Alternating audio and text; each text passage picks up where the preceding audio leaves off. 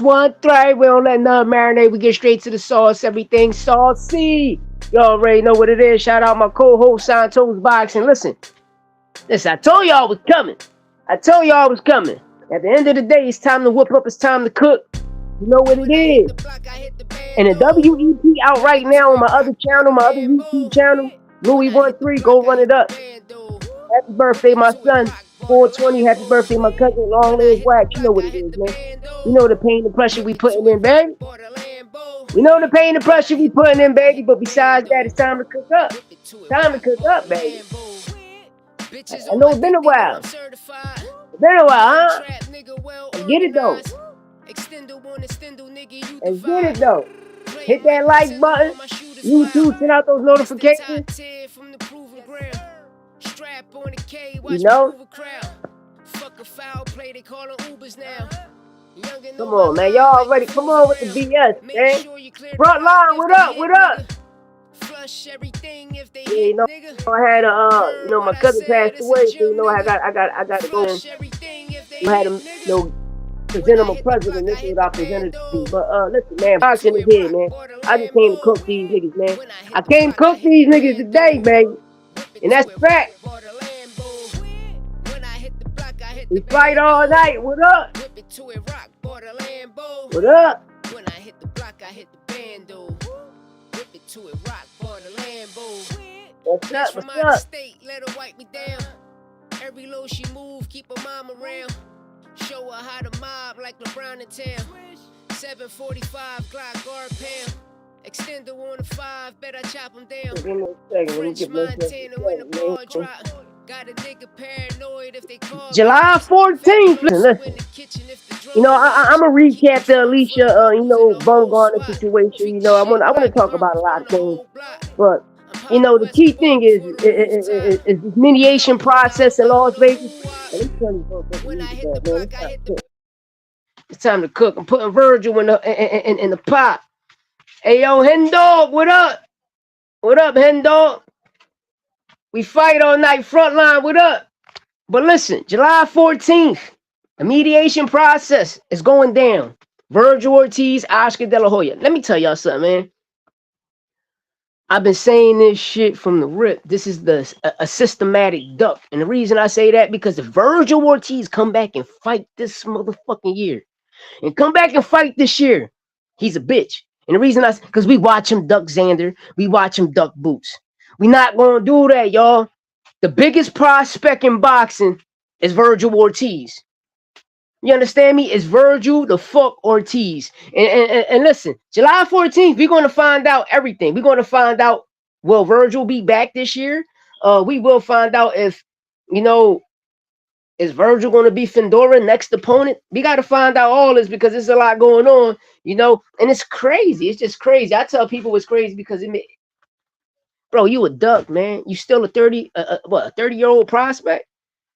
You still a 30-year-old prospect? Xander never lied. Xander never lied. You've been in 47, 154, 3 different weight classes. Never fought for a title. Well, Maurice Hooker was a motherfucking champion at 140. Why you ain't fighting? Even before Bud moved up to 147. And I want to get the Bud. I want to get the Bud big time. Because I always tell people, right? To me, there's a difference from becoming a star and a person that can't become a star. You give them the accolades, And I'm sorry, Bud Crawford is a good fighter. But me personally, I can't, I was a Bud fan, But once Bud did that corny shit, went the snack route, and re-signed with Top Rank back in 2018 when he was talking about he was being blackballed. He's talking about he was being blackballed by these guys. Then all of a sudden, 2018, you got an opportunity to go over there and sign with PBC or even Golden Boy. But instead, you re-sign with Top Rank. The same people that you said, we all know he ain't fighting Boots nor Fedora. Nah. What I was saying was, about this Virgil Ortiz situation, Hen Dog, it's like, bro, before you fought Madrimov, you saying you sent Boots the situation, which was bullshit. Xander stepped up to the plate. Xander stepped up to the plate, and the nigga, you know, I believe you, frontline. I believe you. I believe you. Oscar De La Hoya gonna throw him in there with the Sharks. But it's time. It been time for him. It been time for Virgil to get in there with the Sharks. But it's too much, man. I won't be surprised he tried to go over there to Zuffa. Yes, the best duck in boxing, bro. How you going? How you moving to 147 and don't Zuffa? Zuffa ain't got no 147. Yeah, he fought Horn, and that's a fact. That's a fact. You fought Horn, but me personally, Dog, I believe Pacquiao was robbed for that fight. Because if Pacquiao would have won that fight, Crawford was supposed to get Pacquiao, and he blackballed his ass again. Like, come on, bud. Like, come on. You've been an undisputed champion 3 times, and you never defended your undisputed status. So how can I say you're the great? We watching Inoue defend his undisputed status and racking up bodies under those 4 belts. You never defended your undisputed status to say that you're great. You just went there and got it. And I'm telling y'all, I've been saying this shit about the Canelo fight. I told people before the fight even happened, they're going to give Bud the accolades. Why? Because he's not a pay-per-view star. He don't put asses in seats. You understand me? That's why the fight on Netflix was because of Canelo. Was Canelo Promotions. You feel me? And I'm going to keep it real, bro. These niggas giving out tickets. Niggas giving out tickets because you can't sell. Quiet. Shout out to Nello. Even the Tyson Fury situation. But I'm telling people in the world, there's a lot of sabotaging going on. And the reason I state that, you seen with the Fury fight, they had to give out free tickets. But y'all seen the Keith Thurman Fedora card. We seen the referee Higgins, his bitch ass. If I see Higgins, I'm a body slam the shit out of him on his head. Because, 2 bad stoppages. One in the prelim and one in the main card. Then you got Thomas. Listen, these referees need to learn and know, man. Real rat. Yeah, chicken sandwich. Hey, you want to know what's so crazy? Shout out Vidal. Vidal told Opataya, fuck no. Nigga, I want the IBF title. I don't want to fight for no Zuffa title. I want to fight for the IBF title. I want to fight for his old belt. I deal with Zuffa later. Niggas want to become real champions. But Richardson, Hitchins, I won't be surprised if it be him and Devin Haney. Yeah. You seen Daniel got arrested? You seen that shit? Free Daniel, man. Because it's like none of us felons. It's like we can't change our lives. And then if we do something and create something, this is why I was saying about a promotional company. Me and my guy Santos Boxing, and just looking at this blueprint with Daniel was crazy. I ain't gonna talk about what he did. You feel me? But he's the reason Top Rank and ESPN deal separated. They separated because of that lawsuit. He's the reason why Deontay Wilder won $70 million in that lawsuit against Tyson Fury. And when Deontay Wilder dropped that documentary, y'all going to find out a whole lot about Snack and Victor Conte. Y'all going to find out a whole lot. Listen, man, I'm going to keep my mouth shut. Just go back to 2022 and just listen. You can watch every Ukraine in 2022 win a title. From Lomachenko, from Usyk, from Berenchek, who got his ass whipped by Navarrete. And then before that, he the one that put on a fight with Tyson Fury and Deontay Wilder. What is MTK, MKT, whatever that shit is, But if people know, they know, man. If you know, you know. And I always tell people, when you go fight across the pond, are you fighting niggas from across the pond? Bro, I'm gonna keep it tall. These niggas is on steroids, man. These niggas is on steroids. Y'all see what Nigel Benn, did to G-Man. That nigga all on steroids. That first round, that nigga, the fight was over in the first round. And we synced it again. When a fighter body, remember who it was? Derek Chisora, right? Remember when Deontay Wilder hit him, if I'm not mistaken, and his feet still was in the ring, and his other body, his top body was out of the ring, and his feet still was in the ring, and that referee counted? Go back to the Nigel Benn and G-Man fight. Yeah, Zuffa. I'm going to keep it real, man. Zuffa, y'all bringing in fights, but y'all ass, bro.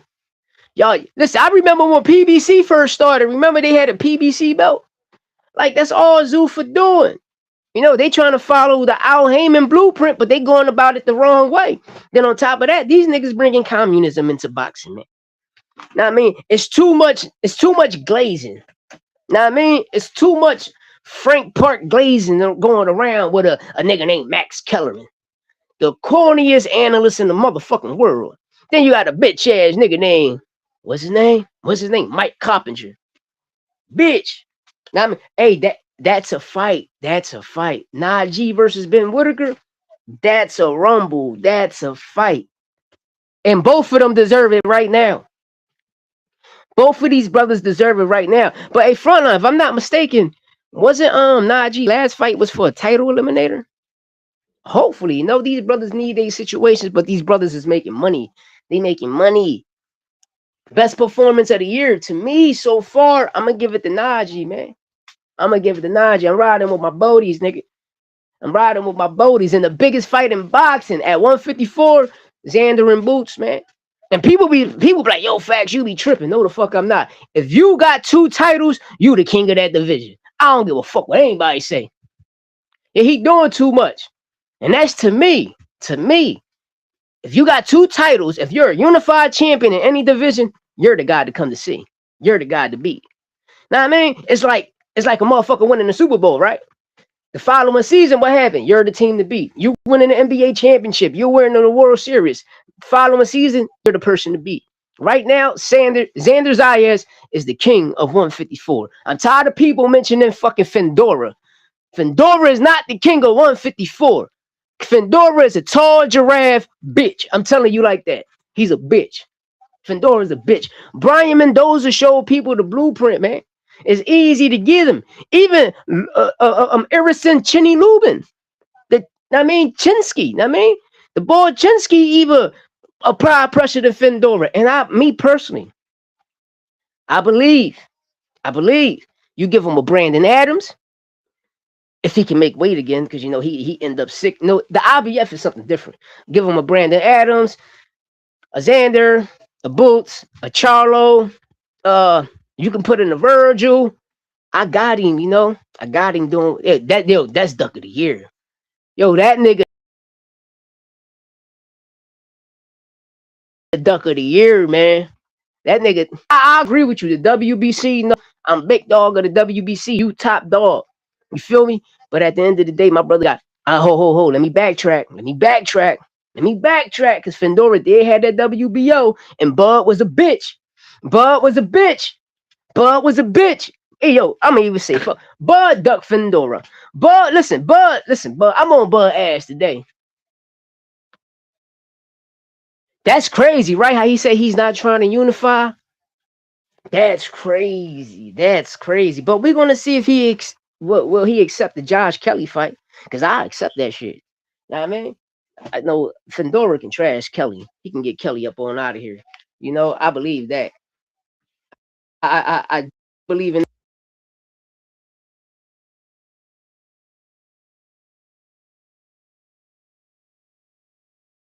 Man, see these niggas playing with my live, bro. Like, come on. Yeah, they be on something else, man. Hey, we fight all night. It's a lot going on. I would have ducked Fendora. You see, man, I don't know, man. Keith 2-time got his ass with Thurman. I don't know, man. Like, my thoughts of Keith, I know he always had power, but to me, he fight like a jackrabbit. Like how he moved, how his footwork, his punch placement. You know, I don't know. It was just, I never was a fan of Keith Thurman. I just used to watch him knock niggas out. I was like, damn, the boy got power in both hands.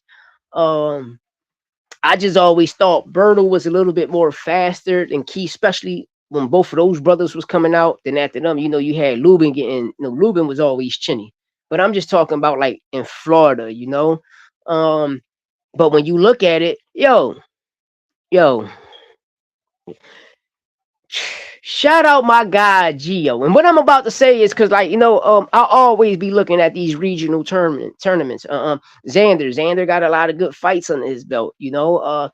Shout out my guy Gio Lopez, you know. You go back to the amateurs, nigga he got victories under his belt. The nigga got victories.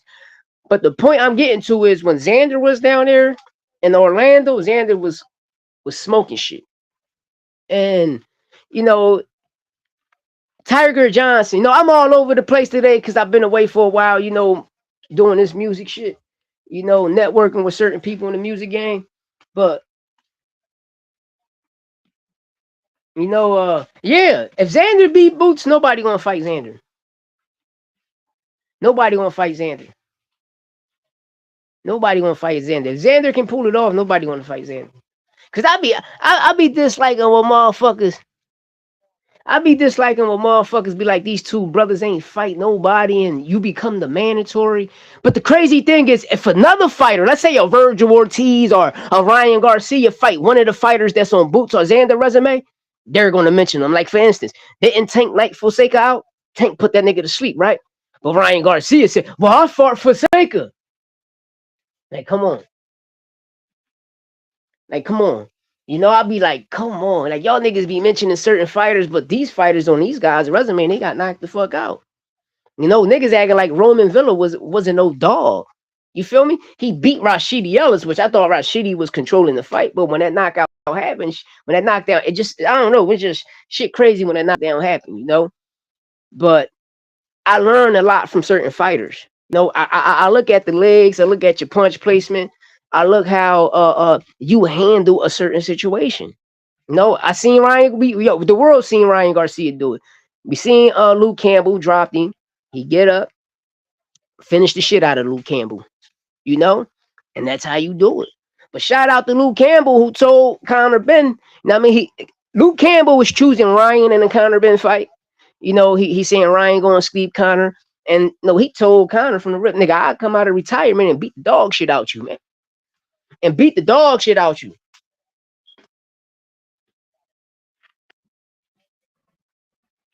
Yeah.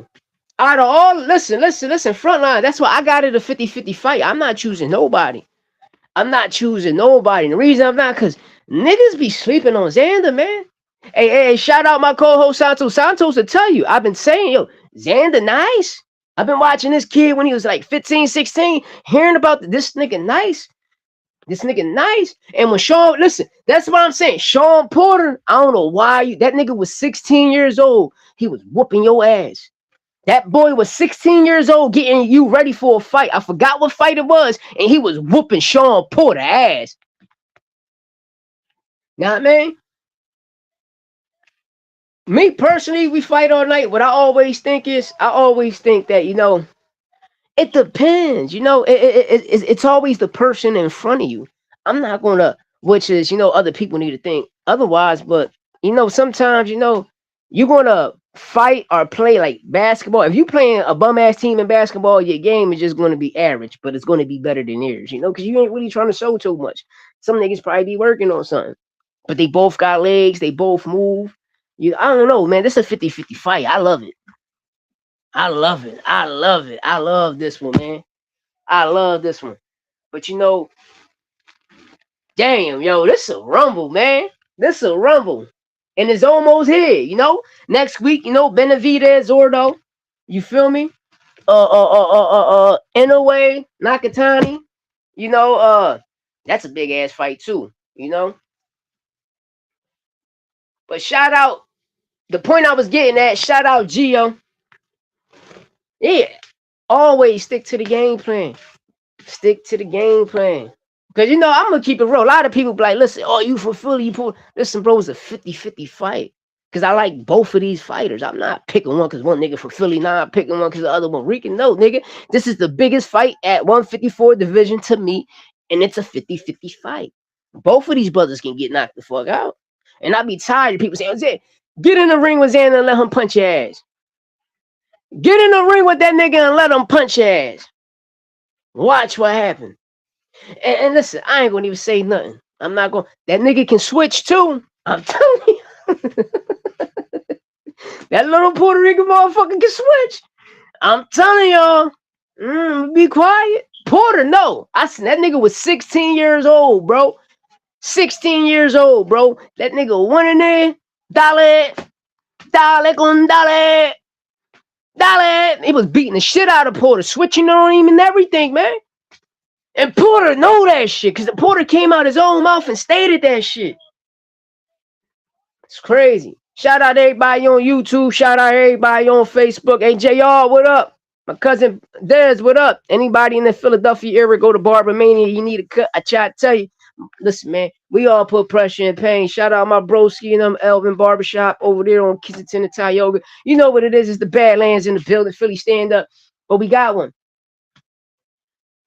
I just see Boots ending it with a... Yeah, hey, we fight all night. A lot of people thinking it's going to be like the Roman Villa fight or the Mike Alvarado fight or what's this brother's name? A Raymond Serrano fight. You know, listen, man, Xander can rumble. That's all I'm telling people. Xander can rumble. You know, when they both got good people on their resume, they got top dogs on their resume. Is that when they fight them and they make it look easy, it's just like, well, he ain't fight nobody. That shit would be that. Bro, go check their resumes and go down the line. You want to see, oh, these brothers got good names on their belt. They got solid opponents. You know, is that they fighting mandatories. They fighting the top guys.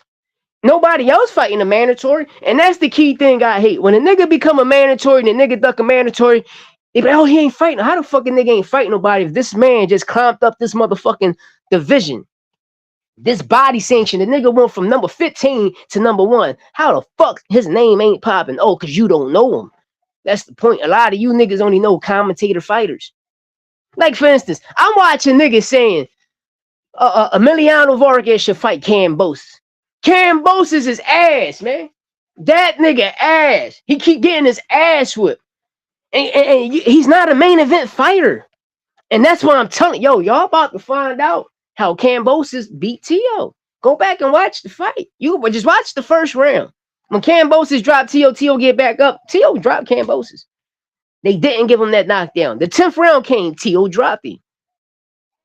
But yes, he's part of the Daniel situation. I'm trying to tell all y'all. This shit about to get crazy. Yeah, he top dog. Yeah, he'll be the face of boxing. Oh, hell, especially what?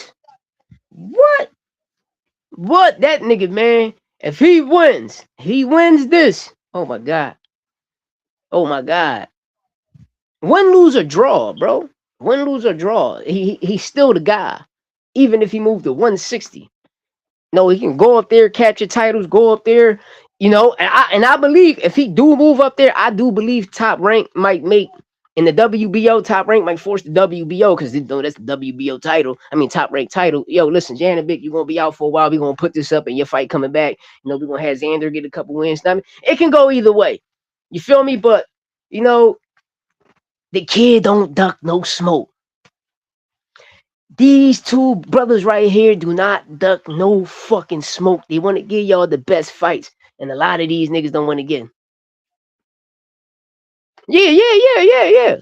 He will be on pound for pound. Either both of them. But like the pound for pound, the ring is full of shit, bro. I don't like how the Ring magazine presents shit like. Because when Oscar De La Hoya had it, nobody gave a fuck. Nobody gave a fuck about a Ring magazine champion. Nobody cared about nothing. But all of a sudden, when Turkey and them purchased it, it's, oh, the nigga arranged it, man. Fuck the Ring magazine. They fucked up the tradition of the Ring magazine. They fucked up the rankings. They fucked up everything. Like, for instance, remember, before T.O. and Shakur even fight night, they never put T.O. up there ranked as a Ring magazine champion. Even when Boots was at 147. Now, I mean, like, the ring got to tighten up. Because the corny niggas they got over there, they got one nigga that's a football player, don't really know nothing about boxing. Like, these niggas is saying Stanley Jonas, a fucking champion. Because, well, oh my God. Virgil Ortiz, the biggest duck in boxing, man. And these niggas only glaze. Listen, Oscar De La Hoya, listen. From De La Hoya, from Kappa, I can go down the line. Listen, let me go down the line to the niggas that owned the Ring magazine. Ain't none of them had no fucking Ring ambassadors until Turkey purchased the shit. Turkey fucked the Ring up, y'all. Turkey fucked the Ring magazine up and made it worth shit. Made it full of shit.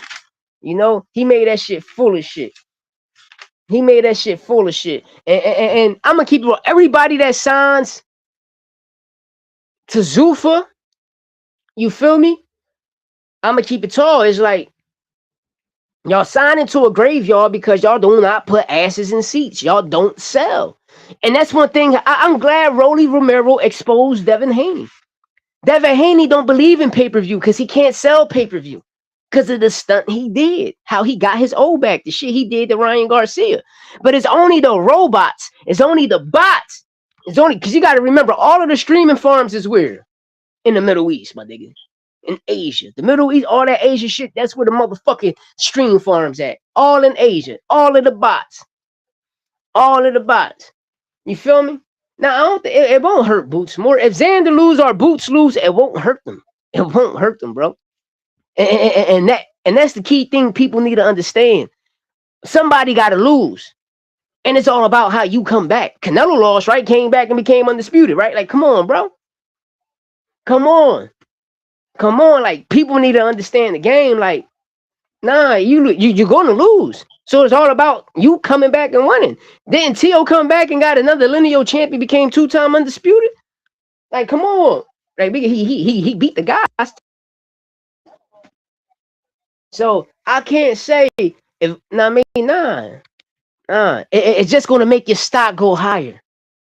Know what I mean? Because you coming off one of the biggest fights in boxing. That shit ain't hurt Charlo. The shit ain't hurt none of them. It's just the corny shit Turkey and these niggas was doing. People don't know how many from the whole 2025 PBC been in court smoking shit. You know what I mean? Nah, it won't. It won't hurt him. See, this generation of people don't really know shit. You gotta lose a fight, bro. You gotta lose. When Canelo lost to Mayweather, it would have hurted him, right? The nigga came back and won. Came back, became undisputed. No, but see, that's the point is you own the arena, which means is Devin Haney. I'm getting back to Rolly and Devin Haney. Devin, if you sell tickets, you put asses in seats, and you was a pay-per-view star, make it happen, Captain. It's only the corny ass people that keep saying pay-per-view is dead. No, nigga, fired motherfucking Amazon the Fire Stick about to shut down. All that shit about to shut down. Listen, Amazon, if you got a Fire Stick, you got a Roku TV stick, whatever, all of that shit is about to shut down, my niggas. All of that shit is about to shut down. And that's the key thing. When people be like, well, I need Saudi to come in Turkey. Turkey and them is buying the rights, which means is you're not getting no back-end money. You're not getting no back-end money. So a nigga think 3 million. Nigga, Al Heyman to give you that shit, bro. If you bank on yourself. When them fighters win fights, you don't see Turkey going in the back, giving them motherfuckers a check.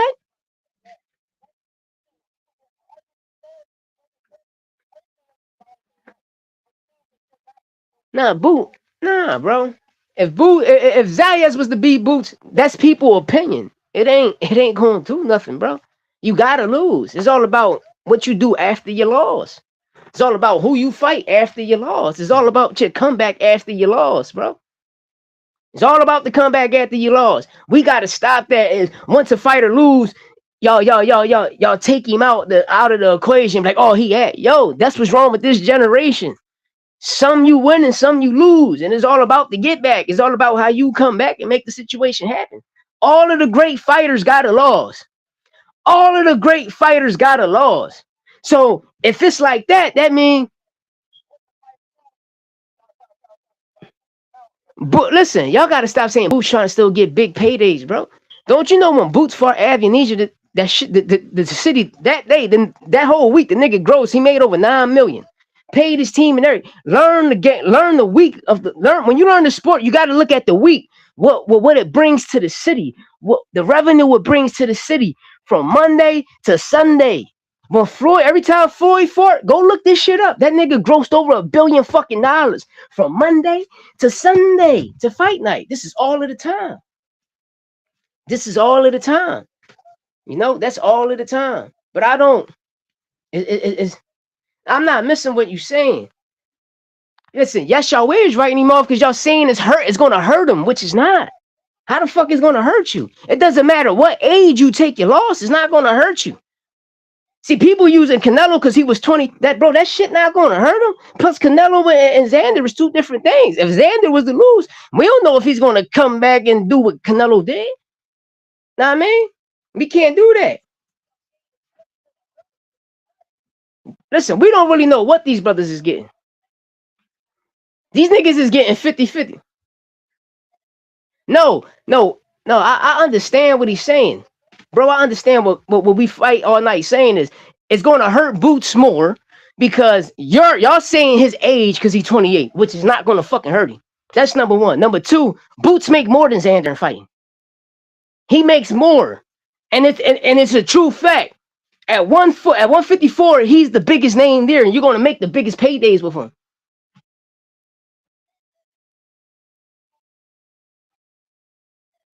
It won't. It won't. That's what I'm saying. It won't. It won't. People got to stop thinking like that. It won't, bro. It go both ways. It won't. It's all about your fight after, bro. It's all about your comeback fight. Y'all just always going to hurt him more. So if Xander beat Boots and Boots come back and fight Charlo, did it hurt him? No, I'm not. Listen, I would like to know when Boots said that shit out his own mouth. Because he don't say that shit in YSM. He ain't say that shit with the Puerto Rican boy. I would like to know when did Boots say that out his mouth. Because I've been watching the last 3 Boots interviews, especially when Mill and them do his shit here. I watched the joint that the Puerto Rican boy did in motherfucking New York. And I watched the other joint when he was in the ring. I never heard Boots came out of his mouth and said it'll hurt me. Never did. I never heard him came out his own mouth and said, if I lose to Xander, it will hurt me. He never said that, bro.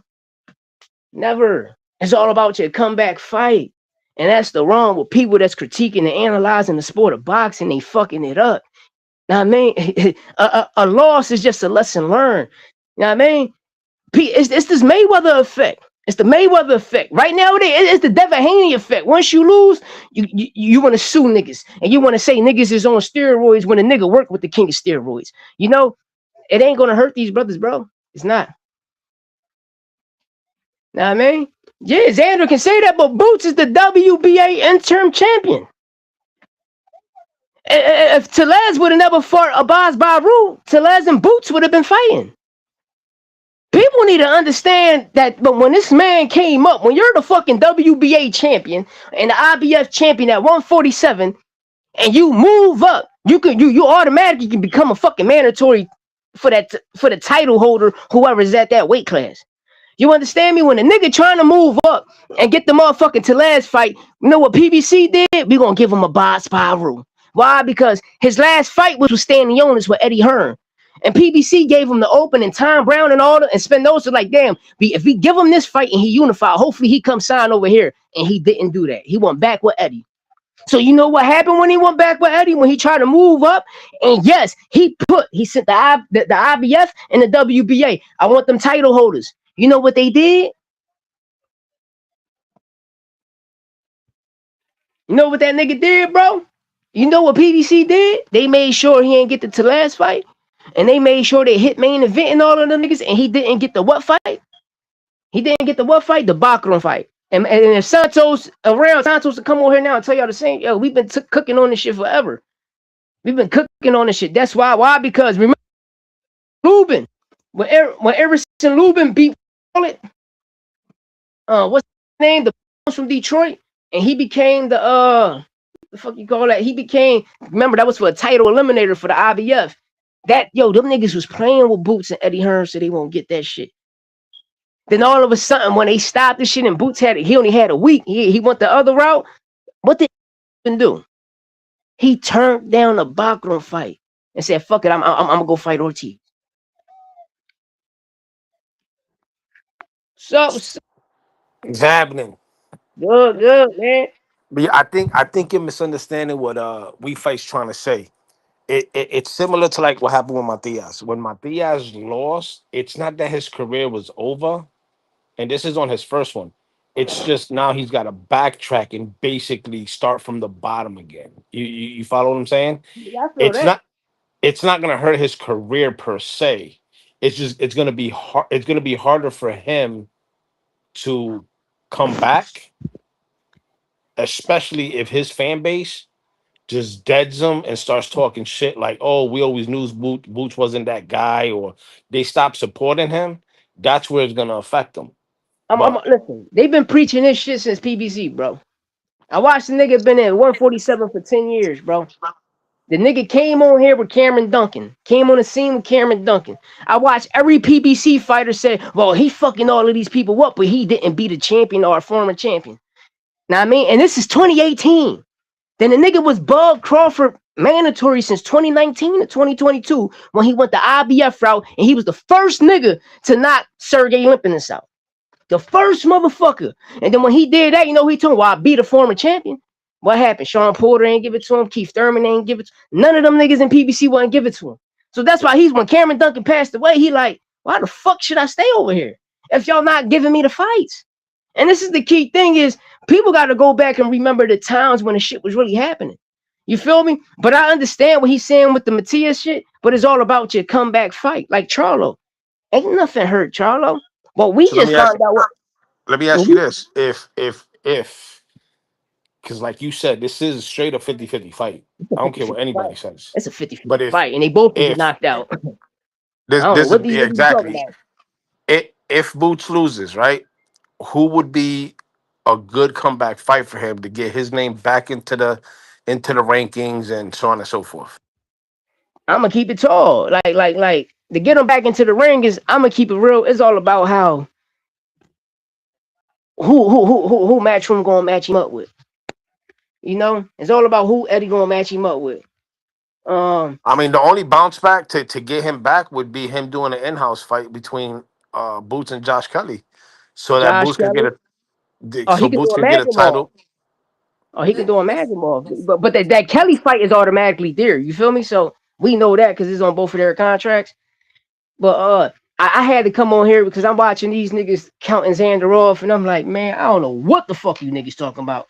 You know? I don't know what people talking about. It's a big 50-50 fight. Both of them guys got power. Stop believing in Sean Porter, because when that kid was 16 years old, he was whooping Sean Porter ass in sparring. You know? That kid was whooping Sean Porter ass in sparring. And at the end of the day, both of these brothers is the dogs. And to me, I'm always saying I respect the WBC title because I talk highly about it. But everybody know that boy's the king of 154 right now, man. He's the only unified champion there right now. I don't give a fuck how he got it. The nigga won and got it. You feel me? He won and got it. He got two great fights. Two great fights just to get those motherfucking titles. And the Boss Baru was no motherfucking walk in the park, but he made that shit look good. You know, he made that shit look good. And a lot of people that's critiquing this shit, they got to stop thinking is how what he did in his last fight, he's not going to show up in this fight and do it. Y'all want to understand how this nigga gonna dance merengue, salsa? He gonna do all that shit in that ring, man.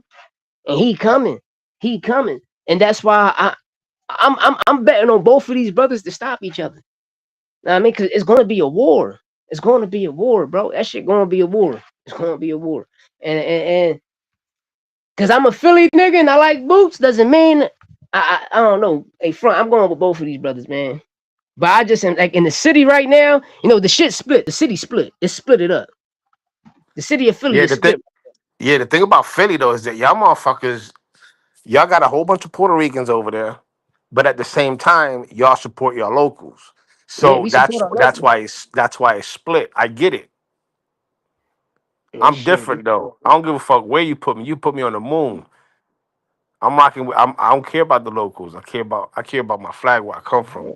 No, That's no, why I no, rock. no, no. I'm gonna keep it short. A lot of the Puerto Rican, like only certain Puerto Rican fighters, like if you box in Philly, you're Puerto Rican. A lot of them going with Boots. But if you ask anybody that's not boxers, they all going with Xander. You feel me? And Right, you right, got like right. No, I get it. this, this shit. Like well, Philly Ricans, nigga, we Boricuas. You feel me? We represent that Hey, motherfucker flag. it's just like when Brian Norman Jr. fought Derek Cuevas. I don't know if you Yep. remember that fight. Yeah, I remember that fight. When Derek, yo, even shout out to round one, he in the building. But Shout yo, out, Ed, what up?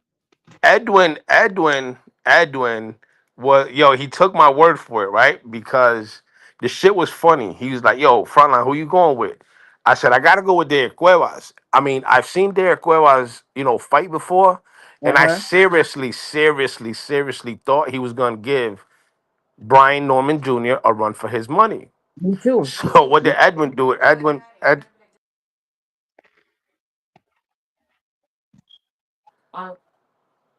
I said it, and they was riding with they was riding with Brian Norman, No, no. Derek. No, they started riding with Derek Weber, and then when Derek Weber lost, they all got at me because I picked with my flag. But if Yes. you go look at Derek Cueva's previous fights, he didn't fight like that. No, It's he the didn't. same thing. It's the same thing with that kid that fought on Pro Box.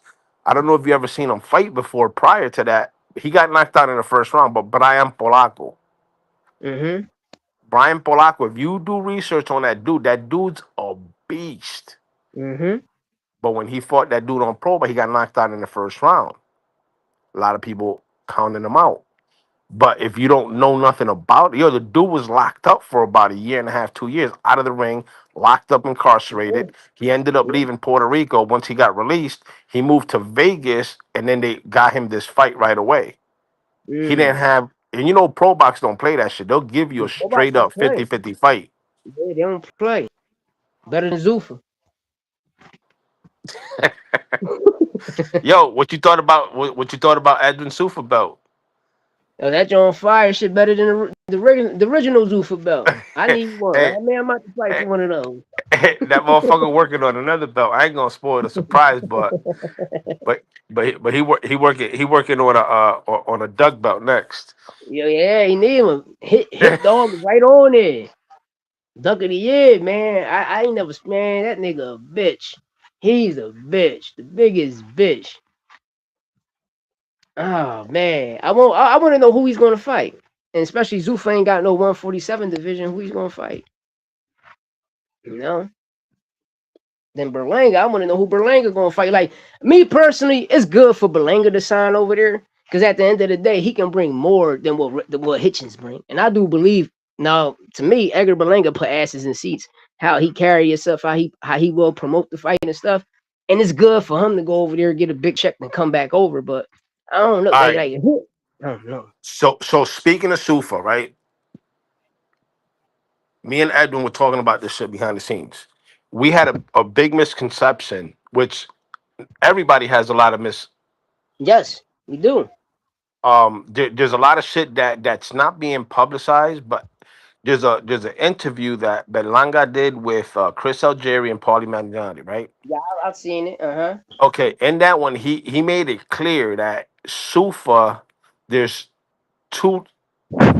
Yo, you want me to share the link with Edwin? Yeah, yeah, yeah, yeah. Edwin, I'm gonna send it to you right now. Um, send. Yeah, we fight on night definitely was saying that shit too. Them boys about to So go over so there. so so so check it out, right? This opened up my eyes, and I'm starting to talk less and less shit about Sufa, although I don't agree with like their belts and the way they're going about it. But so there's two tiers to Sufa, and that was Mhm. something that Edgar like brought to light. So you got Sufa tier one, which are the fighters that fight only on Yes. Sufa, and they're going for the Sufa belt. So, There's a mm-hmm. second tier where Edgar made it clear that because Sufa don't have 168, they go from what is it, 160 to 175. Yeah, you know that like how back in the day was the eighth division. Correct. No middleweights. No, I mean no Mm-hmm. junior or Yes, super. yes, So he which is made it good. clear that what they're doing. So Sufa is not only have their league, but they're Yes, also a promotional a company. promotional company. Yes, So that's shit that I didn't know about, and a lot of people, even to this day, are not. How can I explain it? They're not up to it on the other shit. That's why Edwin and I are more reserved now towards Sufa. Although, like I said, I'm the front belt line. situation is garbage. But I'm gonna keep it to our front line. Me and Santo's been saying how it's a two-tier system, and we've been saying this shit. We've been saying you got a promotion and you got the Zuffa fighters like the tournament shit to fight for the belt. But at the end of the day, if that promotion was really like that, why y'all force Opataya well, to get rid and of the and and Ankara? yo, it's funny you say that. It's funny you say that because Edwin and I was talking about it, and I think this is just just us thinking about it. I think what ended up happening with that situation was that Opataya fought in a Sufa environment. Yes, that's what I think too. The same thing goes with the whole Conor Benn situation. They're saying, oh, he signed to Sufa for a one fight deal for 15 million. And that's when Hmm. he ended up fighting Regis Prograis. But guess Hmm. what? He didn't fight Regis Prograis on a Sufa card. He fought him under a Turkey card, which, Yep. by the way, Turkey owns Sufa, or funds Sufa, I should say. Yeah. Fun too for him, Ari Emanuel, and them niggas. Yeah, so that $15 million deal that supposedly he got, now he's got an official $20 million deal. Yep. You posted it on one of your shorts. Yep. Um, he's got a $20 million deal for a I think it's three fight deal or a Yeah. 5 fight deal, something like Yeah, that. like a 5 fight deal. I think it's 4 million each fight. Something like that. Something like So that. that goes to show you that okay, he fought outside of Sufa, but still in the Sufa. Hmm. Yeah, I Um, agree with you. That's a fact. That's a fact. Because you see the promotion side right there of him not fighting on the Zuffa card. And what I took over the Opataya situation, it was, the fight, well, the IBF, they seen what was going on with the WBC, so they ain't wanted to be a part of the back door that was about to happen and be like, well, you see, well, the IBF and Zuffa, they coming together and such and such. But me personally is that when the IBF seen that they presented the Zuffa title, they was like, nah, we're not going to be a part of this shit. So you got a decision to make. And I feel Jay Opataya, because if you really look at his body language and face, he like, damn, like this shit, like what the fuck did I get myself into? You know, and they used him as a motherfucking mannequin, man, just to dress him up with certain situations. Now, you stripped of the IBF. They took that shit from you because they don't want to deal with the situation. And from there, I think Turk sat down and be like, listen, yo, we really gotta do the you know, we really got to start off with this promotion and really make this shit take off to have these fighters happy, especially the money we giving out. And these fighters want to be champions. We got to let it happen. We got to let it happen. Then once it's over, then we know. To me, this is what I'm feeling. No, then we can bring in the Zuffa title with these brothers. But we just learned off Jay Opataya. It fucked up. So now, we're gonna present Conor with a situation. But when you look at Richardson Hitchins, how you vacate the IBF too? Hold on. I heard a lot of things being talked about the Sufa champion, man. Put respect on that hubcap. All right? Put some respect on that hubcap belt. You know what I'm saying? All right? Put some respect on it because this is a real hubcap right here. You know what I'm saying? All right? Yeah. Hey, yo, check it out, bro. You know what I'm saying? Real fighting shit. You know what I'm saying? My Sufa That's belt your is fire. sponsored by Campbell Soups. You know what I'm saying? Because we fight tomato cans around here. Tomato cans and tuna cans. You know what I mean? Tuna, Yeah. bumblebee tuna. You know what I'm saying? Big sponsors of the belt. And I'm going to tell you right now, as a Sufa champion, I'm not afraid of nobody in the top 250 ranking system. Let's Anybody in the go. top 250, I'm fighting them. You know what I'm saying? Yeah. Not no Yeah. 15th rank, no 10 rank. Give me a 250 guy. That's the guy I'll fight. You know what I'm saying? That's how we roll Right. around here. You know what I mean? Right. Hey, yo, That's this is your fire. real hubcap right here, okay? Hey, yo, Yeah. listen, my man. Yo, thank you for having me on. What's up, Frontline? Love it. what's Everybody happening, doing? Edwin? My Boricuas in the building, always showing the support. Yo, my dude, you right, bro. Uh, when Frontline was describing the two tiers in Zuffa, that means that Richard Hitchins was given the option to remain champion. And as you could see, if Conor Benn signed the 5 fight deal for $20 million, he would be fighting Ryan Garcia for his WBC World Championship. Yes. So that means that Conor Benn opted in the way that he can still fight for the alphabet belts. They Mm-hmm. gave you that option. So if Richard Hitchins and Edgar Berlanga were given the same options and they're in a different tax bracket than Yes. other super fighters, okay, because other super fighters are under the 250 for Mm-hmm. getting a title fight type shit, Yep. 100,000. They're fighting under Sufa banner. So when I heard that, I stepped back and I was like, yo, Richard Hitchins, you was given the option Mm-hmm. to remain, keep your belt, but that means you would have had to turn around and face the division you just ran from. Yep. Like a bitch. Like, listen, you ran from them. You called everybody out. You dug Oscar Duarte on the scale. On Yes, the he scale, did. you made both weights. The fight was a go. Yes, You he didn't did. have it in cojones in you to go out there and compete. You ran from the division, and when they told you, hey, you could still be the division's champion, that motherfucker's legs couldn't stop shaking. He was like, listen, I'm gonna vacate. Hide me in Zuffa. I'll Fact. fight your belt. And yo, I Fact. represent your belt. You know what I'm saying? Let me fight for that super hubcap, please. Because I don't want to go back to that division. He was scary. When I seen Oscar that night, I said, man, that boy look healthy as shit. He looked super strong. And I think Hit seen that shit and wasn't ready. No, I saw that with Frontline. We were looking at Oscar Duarte.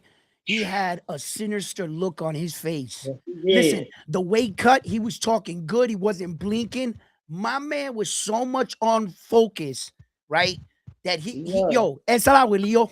Richard Yo, Hitchins, el when abuelio. Oscar Duarte said, "Shut up, pussy." Yeah. Yeah. Yo, he Yo, looked at that's him and when it I was knew like he meant business because he said that shit with a serious Yes, he face. a did. sinister face, a sinister. He Yes, was he ready to did. war. Fucking, he was gonna go in there and go to war with Richard Hitchins. He definitely was. And Richard Hitchins looked at man and he didn't want no part of him. No smoke. Robert No smoke. Garcia, I believe Robert Garcia. Look, I know a lot of coaches say some shit, but I'm looking at Robert Garcia in the interview, and he's just as baffled as everybody. Robert Garcia is sitting there scratching his head, going, I just saw Richard Hitchins at 9 o'clock this morning. He made the first weight, he made the second weight. He was joking around. Me and him and my brother was joking around with Richard Hitchins. There was nothing wrong with the man. Right. 3 hours later, he announces, I got hemorrhoids. I got fucking, blah, blah, blah. You know what I'm saying? Hey, that duck flew Yo, the serious. duck flu is serious. And I was just like, and I saw Robert Garcia's reaction. That's a man that he has coached over 20 something world champions. Yep. That and a champion himself, former world champion. He's Yes. not playing around, bro. Yes. That man is a serious dude. And when he said that, I was like, espérate. Entonces lo que what happened? You know, just the rest of the evidence. Richard went over to Zuffa, bro, gave up the belt. Like, you know what I mean? Like, you know what the real pig move here is? Okay, Richard Hitchins, if you couldn't defend that belt, your duty to boxing and to show respect to that you're moving on somewhere else, you should have vacated the belt right then and there for Oscar Duarte can fight somebody for the belt. To Yeah. that boxer to show them, yo, I didn't just waste your time. You had a whole training camp, everything. Listen, I can't make the fight. I'm drained, but I can no longer fight in this weight division. So let me talk to IBF and do what's right. Listen, here's the belt, but make sure Oscar Duarte gets the first title shot because Fact. he was right. That's doing the right thing, the Fact. noble thing. Facts. That would be doing the noble thing, and then nobody can turn around and say, "Yo, Rich, use a shitbag for this," because they Yeah. would have seen what you did. Facts. That's a No, fact. no, Yeah. the motherfucker wanna, man, that it just looks so bad for Richard Hitchins. And then another thing, Bodie, yo, shout out to Philadelphia, all my Puerto Rican brothers out there in Philly rocking out. Yo, Yeah. shout out to y'all. Y'all know the family. We got a boxing gym out there, Kingdoms Boxing, Yeah. the We North get it. End in Philly. And there's a lot of Puerto Ricans in Philly. And you right, bro. The city is divided. Divided, man. The city is divided. Like, this is one of those fights. Like, I told my boys, I said, yo, my sister's Puerto Rican. I'm Puerto Rican. I might pull up to the fight with her. She's from Philly. She gonna be rocking with Jerron Buchanan, and I'm gonna be rocking with Xander. Yeah, because And your sister and them, like, they cool with Bozy too, bro. they Bozy and them trained in my Yeah. sister's gym when they were Yeah. young, when Bozy was coming up. A lot of times they real tight. Yeah, They real tight, bro. and Stephen Kubo Fulton trained in my Yeah. my sister's gym. Yeah, Yeah, I told you this right here. Let me show you. You see it right here. My son won it. You see? yes, Kingdom's from my Gym. sister's gym. Right there. Yeah. Yeah. Thank you for that, brother. And like, you know, it's just the city, a lot of Boricuas, they everybody's like, you know, we want to rock with the city, but when it comes to our flag, baby, We some of us represent are that like, too. that's it. That's where we Represent stop that right there. shit. We draw the line in the sand right there, baby. You know what I'm saying? Like, I don't care. yo, so I don't so so care. I get it. I get it. I get it. I definitely get it. But it's gonna No, be a great match. As far as the match, bro, I'm with you guys. I don't know what the fuck these people talking about. This is a what the fuck 50-50 you fight people for talking me. about? I don't know I what the think fuck these people talking about. This is a 50-50 fight. I think this is 50. gonna be Jerome Boots and his toughest task, and Toughest vice fight. versa for Xander, his Toughest toughest fight. task. It's gonna be both of their toughest fight. And Yeah. listen, win, lose, or draw, whoever win this, man, whoever fight them next, they're gonna be beat. They the face of boxing, man. You know, and I just dislike how people, because I'm here and I hear it. I'll be like, They yo, got a y'all good sleeping on chance. Yep. Xander. Y'all sleeping. Don't sleep on that boy. Not sleep on him. He gonna Okay. surprise you, motherfucker. Yo, He check it gonna out. surprise people. Right. Yo, check it out. Right. All facts. Right. What's this? I heard you guys briefly touching on it. Let's play the scenarios out. Xander loses. 23 years old. I think he can rebound great, go up to 160. I don't even think it would really too much even affect his career's moment. I think it'll just be a bump in the road. But now, Jerron Boots Ennis at 28 years old loses. What happens? It's all about how Matchroom make his comeback fight. You know, 9 times out of 10 it might be a Matchroom off. If Josh Kelly still have the title, he might get the Kelly fight. Well, the That's Kelly how I'm fight would thinking. be an in-house fight. Remember, that's Ed Hearn's other fighter. He would have to feed him too because he has both the fighters. I think if he loses, he'd try to set him up with Sebastian. I don't see Sebastian taking the fight, but if he was to lose, Sebastian would think he could beat him. It would take that invincibility thing off of Jerron Boots Ennis, and I think Sebastian would be like, okay, I'll step up to the challenge if he loses. You know, Yes. like when you lose, people don't fear you like that no Everybody more. will knock on your door. Knock on your door. Right. So, but shout out to both gentlemen putting everything on the line. Both gentlemen are putting their O's, their undefeated careers. They are really stepping up in a moment in boxing when we're asking for these fights. Two young men in their prime, Jerron Boots Ennis and Xander Zayas. And brothers, let me tell you something right now. Although I can't talk to every person in boxing, and I can't convince you, don't put your heart into everything, right? Because we are competing against ourselves. Remember that. Puerto Rico and United States, we are like this. Okay.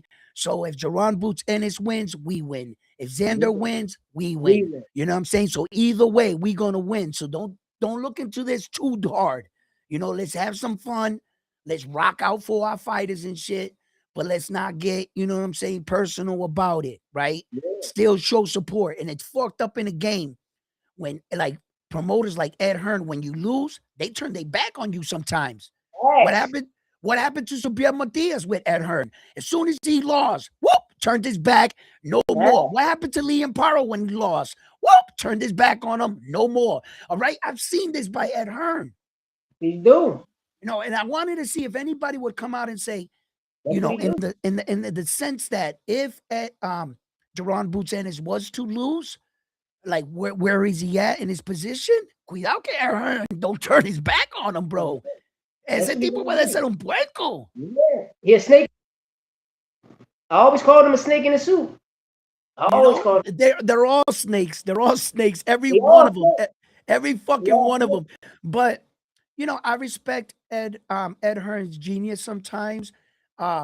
He tries to not make it so personal. I think the Conor Benn one really fucked him up and shit. You saw how like Ed Hearn was acting like he was out with his new bitch with Ben Whitaker when he was up there, and Ben Whitaker, he just started taking a big. He was like, "You're the new Brit star." He was like trying to show his old bitch that he got a new bitch and that she's better than him, type shit. Yo, you can see it at Hearn. He looked like a heartbroken boyfriend. And you know what's so crazy? What Eddie Hearn did for Conor, what he's trying to do for Ben right now, you know, you got a Boots, you got a band. You should put that type of how you feel about those two fighters at Conor and how you feel about Whitaker, you should put it in those two fights. You just re-signed Bam Rodriguez. You understand me? Right. We don't know what to what, but put all of that shit behind him. And this to me is that they're going to promote more the European fighters than American fighters. All right, I got the top American fighters, but you're not pushing them and promoting them how you did for Conor. That nigga one on when Conor Benn was A Benedict. Now I mean the A situation. That nigga on every platform, Sky News, everything, protecting Conor in his steroid situation. You feel me? He took all of the rocks, the arrows like Jesus did. And look how that situation turned out. It's just like with Ben Whitaker. I got Ben. His next fight, who could it be? Could it be Willie Hitchison? It'd be a tough fight for him. Could it be a Dave Morrell? It'd be a tough fight for him. Who's next for Ben? And if Ben lose, how he's going to feel about that situation? Because the way how he's backing Ben, we understand about how you saying about Boots and how you saying about Bam, but have that same energy for these American fighters, bro. We understand as far as that go, my brother, right? Check this out. The way I view that is this. Ed Hearn was never an American promoter. All his connects is out there in the UK. So when he really boost up for these UK fighters, it's a lot easier for him because he knows who to call. He knows who to, because he's back home. Now he can take his fighters. Now when he's in America, he doesn't have the American connects like Bob Arum. Yeah. Bob Arum can do that shit in America. He's a real New Yorker. Bob Arum knows when he goes like this, the garden opens up, this X, Y, and Z. He's an American promoter. Ed Hearn doesn't have those connects out here, and he's struggling to really advertise for our American guys because he's not really quite sure where everything's at. This is not your homeboy. So he does a better job promoting fighters in the UK is because he got better connections in the UK. You feel me? Now, when he comes to America and he does put these shows for Jerron Boots Ennis and everything, I saw he did, pretty decent numbers. Jerron Boots Ennis did, but it wasn't the same advertisement like a Conor Benn. Now, was it? No, it wasn't the same advertisement. You know what I'm saying? So he's got to get more better with our guys out here. I can agree to that. And his vision of wanting to bring like Jerron Boots Ennis out there and try to promote him out there on a big card and things like that. You've seen how it's perception, right? Yeah. He took that Tyson Fury card and put 64,000 people in there. The rumors were he gave out a lot of the tickets, but that's not important. What's important is what the fans at home saw. Yeah. They said everybody's going there. They don't know that half those tickets were given out free. That they don't got to tell you that. So the next time he fights, that's great promotional. The way that Ed Hearn was promoting Ben Whitaker right now, his last fight, bro, he took his quirky, corny ass comments. You seen Ben Whitaker on the thing like this? He was going, I forget what he was saying. He was all corny. But none of those people in the crowd were like really cheering for him. But because he comes out a little bit quirky, arrogant, and cocky, and we really haven't seen him fight there. Here comes Ed Hearn, walks up. Hey, listen, people, I don't want you to take his quirkiness and this is a good guy right here. By the time Ed Hearn stopped talking, the entire arena was cheering. Wow. They were cheering. Why? Because your promoter just got up there and promoted his fucking ass off. He wasn't in the ring trying to get a photo op or fucking cameras. He was doing his promotional job. Yes. And Ed Hearn got up there, and I was looking at Ed Hearn, and I was like, you fucking culebra. You are a king cobra. I'm like, Ed Hearn, do you? Yo, he was showing off his new hoe. Like, hey, look at my new girl, right? Conor Benn want to leave me. Look what I got. You know what I mean? The next new thing. So I get it in that sense. In the sense that, Ed Hearn is a snake. Yes, he is. That motherfucker he'll do so. At the end of the day, he's only looking out for himself. But in a world like this, puppy, I'm not gonna send in a fucking a hamster gerbil fucking promoter in a room full of snakes. They're gonna eat his ass up. I need a king cobra to go in there and talk to them dudes. I need a snake. I need a snake on my side. You know, Yeah. I need one of them big boys because if you walk in a room with fucking Oscar De La Hoya, Frank Warren, Bob, God, yo, you gonna get robbed. Go in there playing nice if you want to. No, you Right. need a culebra. Yeah. You need one. So, although, yeah, no, all facts, man. It's just gonna be an amazing fight in for Philly and Puerto Rico and shit. And one more time, just one more time, I gotta hear it. You know what I'm saying? Who do you got in the fight? Well, I got both fights. It's a 50-50 fight. You 50, I'm gonna, 50. some You don't know days what I to wake do, up. I'm gonna right? keep it real. When I hear niggas talk this bullshit, I pick Xander. You feel me? What the fuck? Y'all sleeping on it? Y'all think nigga, we ain't sweet? We ain't They sweet. push you into the corner, don't they? We want to be cool, and they keep Yeah. like, oh, Xander ain't shit. It fucking boils your blood, and you just be like, you know what? I'm But fucking how they try to play us? taking How they try to play us Puerto Ricans? Like, nigga, I will whoop yeah, your ass. Don't do that. yeah, It's a yeah, don't do that. Don't do that. Don't do that. It's gonna be a good one. It's gonna be a good one. But I'm hearing Ben You Whitaker is gonna be on the undercard. you ain't gotta ask me who I'm going for. yeah. Oh yeah, you got you got Terrence Crawford. You ain't gotta ask me. Hey, Yo, we fight said something earlier in regard when we was talking about Hitchins. He said, which it kind of makes sense. He said low key, what if Hitchins got the Zuffa call the day before the fight, talking about Oscar Duarte? Could that be the reason why he ducked and was like, fuck this bullshit? I ain't gonna put my body through this bullshit. I'm just gonna go to Zuffa. It could have happened. You know what I'm saying? yeah, but his derecho, the right thing to do was you had to think about your opponent and the money he just wasted in his training camp. You had to Why? be This is a one-on-one sport. I understand, but it's also the type of sport that you have to learn how to do business. When other promoters look at your background and they say, hold up, Richard Hitchins, he pulled out his last fight. He didn't show up. We're gonna make a whole event around this guy, and we can't even trust that he's gonna make it to the fight. That's not Mm. good. Promote people don't want to fuck with you then. But if you see the error of your way and you would have corrected by vacating the belt and giving them an opportunity to fight for a belt, you no longer can defend. You already knew the answer to your question. It would have Yeah. showed integrity to you. And the other promoters, when they schedule a fight or want to fuck with you and do business, they go, yeah, he didn't show up to the fight, but he didn't waste the other fighter's time. There's a right way and a wrong way to do business. You understand? And what Richard Hitchins did was kind of like a shitbag move. You can't look at, and if your desire was to go to Zuffa, then why'd you waste my time and made me go through a fucking why'd you make me wager and cut weight? Why'd you Yeah. make me go through put my body through that? You should have did that all before and gave me time to find an opponent. That's They the should have right did it a thing to week do. before. A A week or two week before. before, 10 days before, give me No, enough y'all time. missing what he said. He said, what if he got that call? I believe, That hey, you know what's so crazy? Because we got to remember, all the Keith Conley fighters is over there, going over there.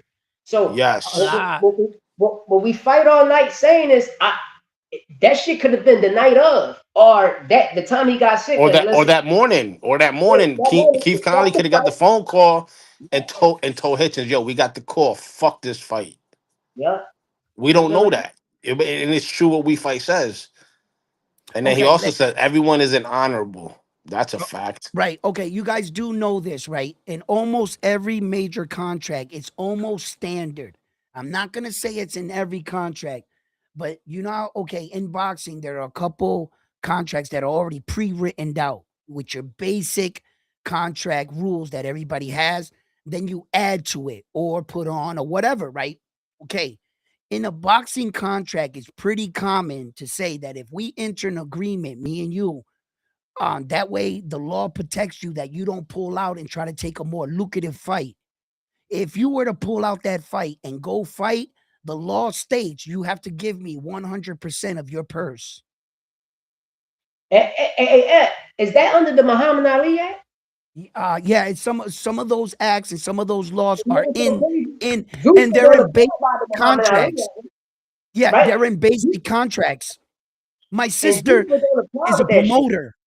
Yes. My sister in Philly is a promoter. She's Yeah. promoted many fighters and a couple, and she's looked over contracts. My sister tells me all about this. My sister's a licensed official. She's a Right. referee. They even gave her an award in city for like the honor of a humanity award in Philly. They gave my Yeah. sister a humanity award for cleaning up the city in Philly and Yeah. keeping kids off the street. My Yeah. sister's very connected in boxing, brother. Yeah. And Especially I like when see she a got lot the of break area. That's yeah, all I everything see about the I shit. see some of All these clean, everything. contracts. Pick that shit up. That's why I know about this shit, bro. And I'm telling you right now, Richard Hitchins would have got sued by Isco Duarte if they knew or caught wind that he got a Zuffa deal or like you're saying the night call. That's illegal. You can't pull out of a fight because of that. I can sue you. You're gonna owe me money. If they can Yeah. prove that they done. You just said it. If they can prove it, Yeah. So and then on top of it is what I talked to you about doing the right thing. Yo, right now, Richard Hitchin is bad business, bro. You can't bring him around the hood no more right now. That's where he's on his status. If all facts pulled up on the block with Richard Hitchins and we was in the game, that means that Richard Hitchins did some dirt bullshit. He ran off on the plug. Yeah. And now he pulls up. I'm gonna let him go? Nah, bro, you owe me. He can't show his face. And you know what's so crazy? Imagine he did that shit to Floyd when Eddie Hearn grabbed him. That's crazy. It was food poisoning. Schofield is yo, that looked bad. That was That just bad. looked his father made it so much worse, all fact, with the storytelling. Yeah. I mean, come on, bro. Yo, old facts. We from the hood, baby. Where the fuck Yeah. they're gonna catch two morenos in a UK or on the other side of the world? They're gonna catch two brothers in a car, and the cops are gonna find drugs in the car. Mind you, in the country that you're saying this, the cops themselves don't have guns. They have billy clubs. Okay, so you're gonna tell me that the cops pulled you over, and thank God because of the tow truck driver that put his hand on the hood of this car has not been moved all night. These guys are innocent. Bro, he got with the storytelling. They broke into my hotel, took my passport pages. I got sick. He started putting like monitor shit on his fucking son. It just got bad.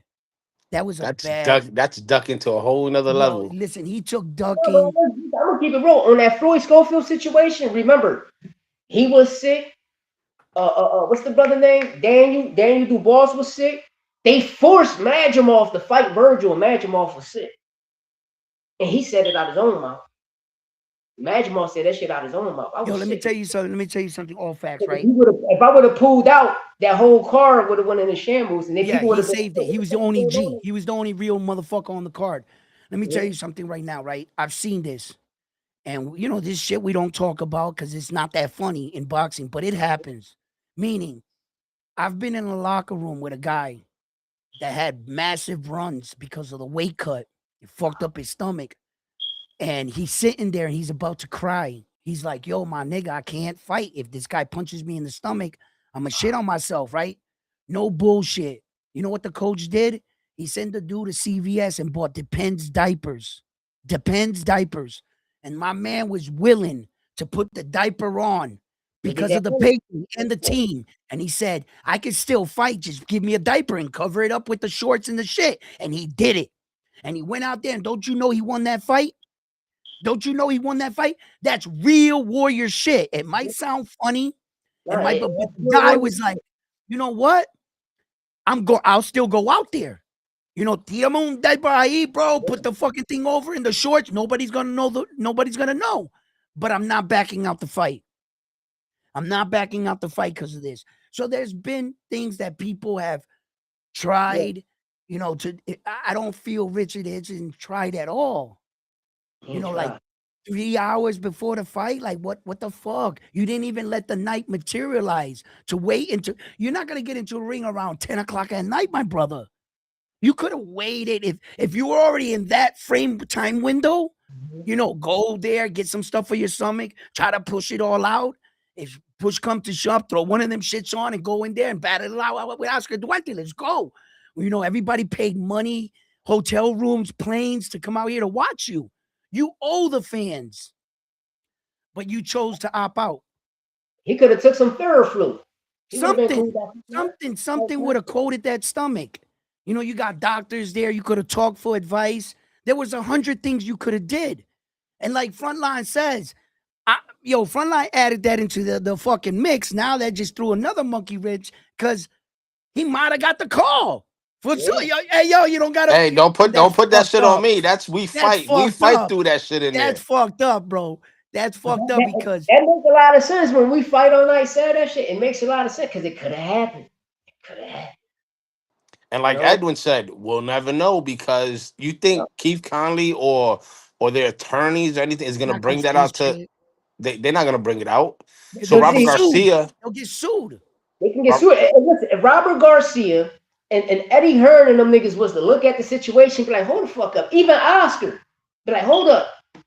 All of y'all niggas in cahoots. Rick Maringian, Keith Conley, y'all all in cahoots to get all of y'all fighters to go to Zuffa.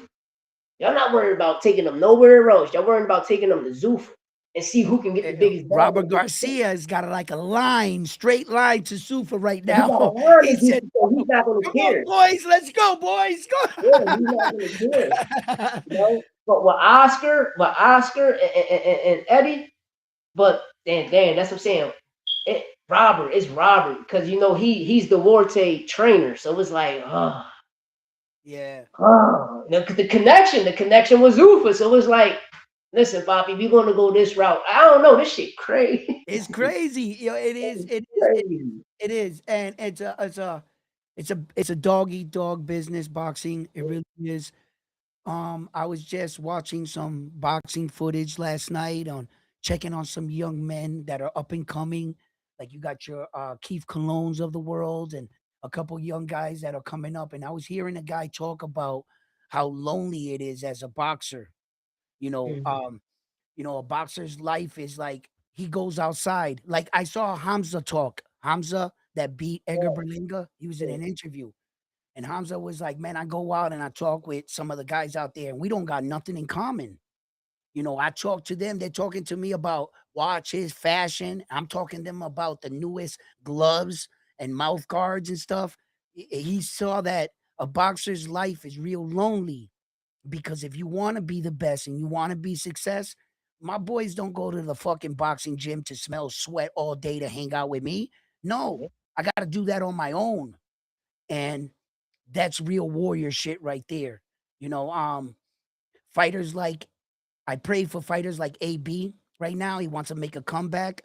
And I see that it looks like the other lifestyle got a real bad hold on AB. And no matter what he wants to do, AB was a hell of a fighter, bro. Yeah. He just can't take that shit. That addiction shit he got a big bad hold on him. And you gotta be a lonely man. AB doesn't understand that. He thinks he could train and keep the lamp life going at the same time. It doesn't work. And you want to know what's so crazy, Edwin? I went upstate. When I came home in 2013 from upstate, I seen AB, right?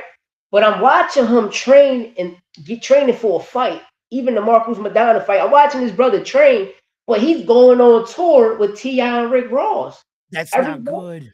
That's not good. And then when you seen the outcome, just like you're saying, it's like the life got to him. It's got a bad hold on him. Them drugs and alcohol got a bad hold. And if it ain't the drugs and alcohol, his second Achilles heel is women. It got to his whole team. Kareem, Robert Eastern getting shot. It got to his whole team. Yeah, you can't bring your girl around AB when he gets drunk, bro. Like if your girl is fly, he loses his mind, bro. His star status, he walks right up to you and be like, yo, this is your girl? Yeah, hey, what's up? You bad as shit, bitch. You're like, blah, blah. And he puts you in a bad situation. You know, you're going to have to try to bang it out with AB over here now. It's just no good. You saw how he got kicked off the Cameron show. He couldn't stop talking to the girl. And Cam kept telling him, yo, money, let it go. Let it go. Let's do the interview. On a live, AB couldn't control himself. And Cam had to reach in his pocket, take out some money here, man. I'm gonna pay you for your time. You gotta go. Yeah. And Cam's telling him, yo, dudes, she's my co-host, and her husband is standing right there, bro. Chill out, AB. While her husband's standing right there, he couldn't stop kicking it to her. That means that he thinks that star status got up to him too far, and it's unfortunate because, you know, if we were talking about AB as a boxer, the man was amazing. He was a fucking great boxer, and if you didn't know about him, don't be confused in his last fights. Look at AB when he was in the lower weight divisions. He was a real monster, and it's unfortunately that all that talent went to kind of like to the side. Our fighters, our young fighters, got to watch out. They need to look at examples like that and know that this is my time, and you only got so much time. From 20 years old to 30 years old is only 10 years. That's it. 10 years will go by like this. Stay the course, play, and then after you retire, you'll have time to enjoy the fruits of your labor. Yeah. You could splurge, and I can go hang out with these people after I'm retired and a better champion. You know, they're not going to go anywhere. You know, so that's you see how Tank separated himself from AB? Tank separated himself for a couple years away from me. I mean, when he was going down that route, and he started understanding, like, damn, I'm fucking with you. I end up missing weight. You know what I mean? I forgot what fight it was when he was the IBF champion at the time. The nigga ended up missing weight. 130. He was at 130. He was fighting that on the scale. Yeah, he lost the belt on the scale. Yes. Was it Fonseca or some shit like that? It was one of those fighters. I think it was. He ended up missing weight, fucking with AB, you know? And then that's when he just ended up, you know, tightening back up and getting his shit together. And that's a fact.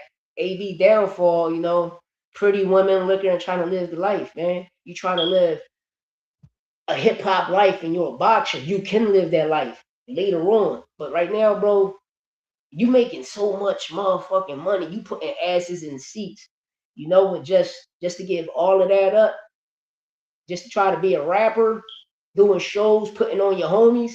But you're the boxer. You're the one that's providing for all of this. And look at it now, man. It's a damn shame he's going broke by fucking child support. All them women that he want to dip into and shit. Now he's got like so many baby moms, and AB is getting bankruptcy. It's a shame to see this because I don't wish nothing on him, and he was a very talented man, and I don't like to kick a man when he's down and shit because it could happen to anybody. But take note, young men and women out there. When you're coming up, don't ignore these things, the warning signs, the other guys that fell, the stories of fighters becoming bellboys at the end, world champions, heavyweight champions, open up hotel doors, fucking dudes at the end of their career. That's where they ended up. Take note. Learn the value of $1. Stop buying jewelry and all that shit because trust me when I tell you, you're going to sit back and look at your chain and go, damn, I wish I had that money. Yep. I can't even sell that chain for half the money I paid for it. You know what I'm saying? So like invest wisely, young men and women out there. That's my best advice because I see horror stories. And you see the story that's going on right now with Hitman Hearns, where his family took all his money. He woke up being escorted off his property because it's foreclosed the property with all the money that man had. He took all those punches to the face, and guess who spent his money? His sisters, brothers, mothers, uncles, everybody but him. All that fucking fighting, all that fame, and you're sitting at home drooling on yourself like this. And they're wiping your lip while having your hand sign your checkbook. Yeah. That's how they're doing you. That's crazy. So pay attention, young men and women. If you're going in there and you're taking these punches to the face, at least protect yourself. Because after your career is done, there's another fight that's going to start for your money. All right? So, guys, listen. Protect yourselves, man. Protect your investments and make sure that you have enough money so somebody can care for you if anything ever happens to you. You know, God forbid we play in the worstest weight divisions in the world. Anything from heavyweight down, we cut weight. Remember that. We're the fighters that pay the ultimate price. We go into a fight, weight cut, dehydrated, and it's worse on the brain. A heavyweight champion does not cut weight. He has never went through a weight cut. They're all replenished, fat boys. And you see Mike Tyson and them talking to Lennox Lewis, they're good. Yeah. Why? Because they never weight train. We, the guys from the heavyweight down, we pay the ultimate price. We're Yeah. cutting weight. Look how Yeah. good Floyd Mayweather is. And look how boxing got him. You ever hear him stutter and go, when they ask Floyd a question, Floyd Mayweather, when he loses track, you hear him, he goes, "Hey, Floyd, what do you think about this fighter?" He's a good fighter, a great fighter, one of the good young men. I think he can do it. You see this, how he's got to, and that's boxing. Mhm. That's boxing. That's a When fact. Floyd was young, Floyd was snappy. Floyd was real snappy, right? He gets older, and people are like, "Oh no, that's the effects of the fucking punches right there." Mhm. And look how good he was. He was barely touched. Yeah. Now you see why 50 Cent say he can't read. How you breaking that situation down of taking those punches? That's a fact. Because when he was young, answering questions like this. Now Like it's this. just Floyd was snappy. yeah. Snappy. Now Hey, you you know ask, who else is snappy? You know who else is snappy? Next week, Nakatani gonna beat the shit out of anyway. Yo, all facts. Who you got? Who you got? Nakatani or anyway? Dang. Yeah, I'm gonna keep it real. What I see from Look, hey, Nakatani, I'm gonna hey. keep it Watch what you say. real. Look at the way I'm Edwin gonna looking at you. Look at the way Edwin looking at you. Watch what you say.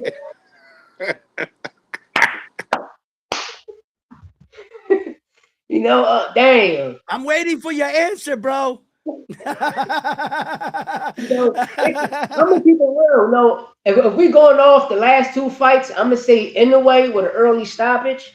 But me personally, being a boxing fan, Nakatani might not come in how how Suarez was applying pressure on him. His whole fight style might be a little different.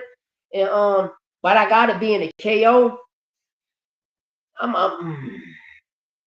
I'm still rival anyway, man. Only person Yeah. defending his I, undefeated status. I think you should ride with the winner, you know what I'm saying? And don't be a front line. You know what I'm saying? Don't be a front line. You I know what I'm got saying? Nakatani with the upset. Frontline knows how to pick a loser. So when you hear Frontline talking, just go the other way. You know what I'm saying? Because you're gonna win money. You know what I'm saying? Real money. All right. Yo, All right. listen. So if you put it that way, then I got Inoue then. Nah, you can't switch it up. Don't curse my boy. Nah, No, We're not gonna hey, play you said that. I picked losers. No, So if you we ain't playing that shit. Don't you curse my boy. Hold up. See, now you done pick Naoya anyway. I gotta do the mumbo jumbo curse blocker. See, you know what I'm saying? I had to combat that We curse. fight all right. We Yo, fight all listen, right. real Nakatani eyes heal. Scar tissue. Straight. real talk, bro. Great Japanese fight out there, Tokyo Arena. Shout out to Japan. Two real warriors in their prime. These motherfuckers are not like us. They're not talking about we're gonna wait until we turn 30, 32 to fight. These motherfuckers are fighting right now. And yo, and we talk about guys in their career. Naoya Inoue is so established. He really don't need this fight right here. And when we talk about our fighters, remember our champions, when they get to this point where Naoya Inoue is, they start to fight competition going down. Floyd Mayweather never fought fucking Paul Williams when they wanted him to fight Paul Williams, right? Because he was a real threat. Naoya Inoue is fighting his Paul Williams. Yes. You got to It's recognize that. His that, competition didn't go down. It went wow. up. That It went up. He's doing what these guys wouldn't do at the end of their career in their like glory. Like Saul never wanted to fight David the Monster Benavidez when he was at that point already established. He never fought his biggest challenge. Naoya Inoue is fighting his David the Monster Benavidez. He's actually doing it. So let's just keep that in mind. that Saul ran from David the Monster Benavidez. Floyd walked away from Paul Williams. They never gave those guys the shot because they were already up there in age and they were already accomplished. Naoya Inoue said, yup, I'm up there in age. I'm 32 years old. 32. And at the end of his career, and you know what he says? Give me the next hot, youngest thing. I want your biggest challenge. Who said they can beat me? You? Come outside. That's different. Yeah. That, my friends, is different. And I got to respect him for that, bro. Win, lose, or draw, bro. I see this with my own two eyes. I saw my greats not step up to the plate when it wasn't necessary. I saw Terrence Crawford ignore Jaron Boots Ennis. Facts. Don't fuck with me, bro, when you're talking about this Japanese dude and the shit he's doing. He's showing the world, bro. Nah, bro. If your name is Jaron Boots Ennis, Terrence Crawford, and you're that fucking good, you know what Naoya Inoue said? Everybody thinks you can beat me. Well, then let's fight. Yep, let's make it happen. Let's make it happen. Jaron Boots Ennis and Terrence Crawford, we'll never find out. We'll never find out who would have won that fight against Paul Williams and Floyd Mayweather, would we? We're not going to find out about none of these fucking, you know why? Because they didn't have the balls to risk it at that point in their career because they didn't feel they owed anybody nothing. Saul Canelo Alvarez just turned his back on David the Monster Benavidez and said, I owe you nothing. Naoya Inoue stood in front of his David the Monster Benavidez and said, what do you want to do, son? Mm-hmm. What do you want to do? You want some of this? Come get some. And he's defending that undisputed status. Bro, there's no more to talk about. That's the great. This Japanese dude is the truth. He is the truth. Damn, I didn't think you would. I didn't think you would fucking glaze Nakatani the way you're doing right now. Glaze Nakatani for being a three division world champion, undefeated, and unified champions in multiple weight divisions. That's not glazing, baby. That's giving acknowledgement. That's what I'm saying. The reason Boots hey, yo, talk. I gotta use the bathroom. Talk. Keep it talking. Because Earl Spence was going around collecting the title. Boots became his mandatory for the IBF in 2022. But at the end of the day, remember, Earl was collecting the titles. And, you know, and he was unifying.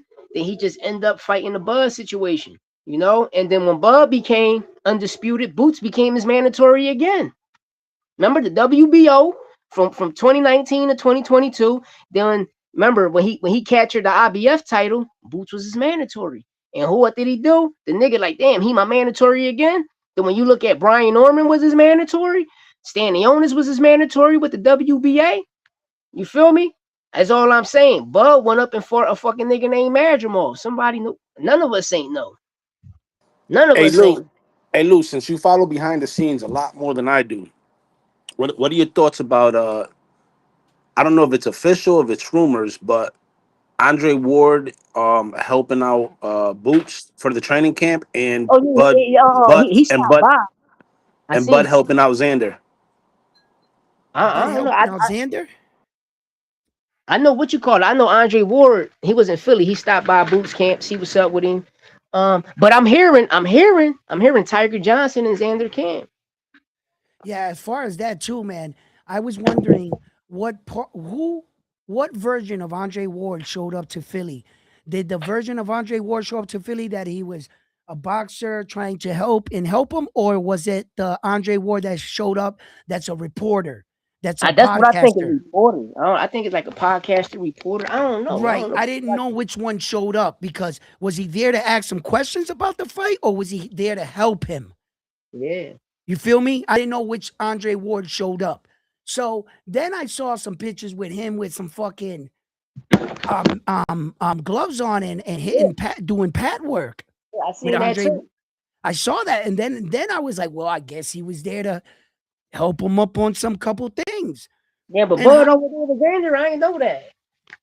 That's the rumor. The rumors is going both ways because there's no physical evidence. The video that you guys are talking about that I also saw, it just shows Ward with mitts on, but it doesn't show who's swinging at it. It just shows a black hand. That could be anybody's black hand. Yeah. You know what I'm saying? And the same thing with Xander and Bud.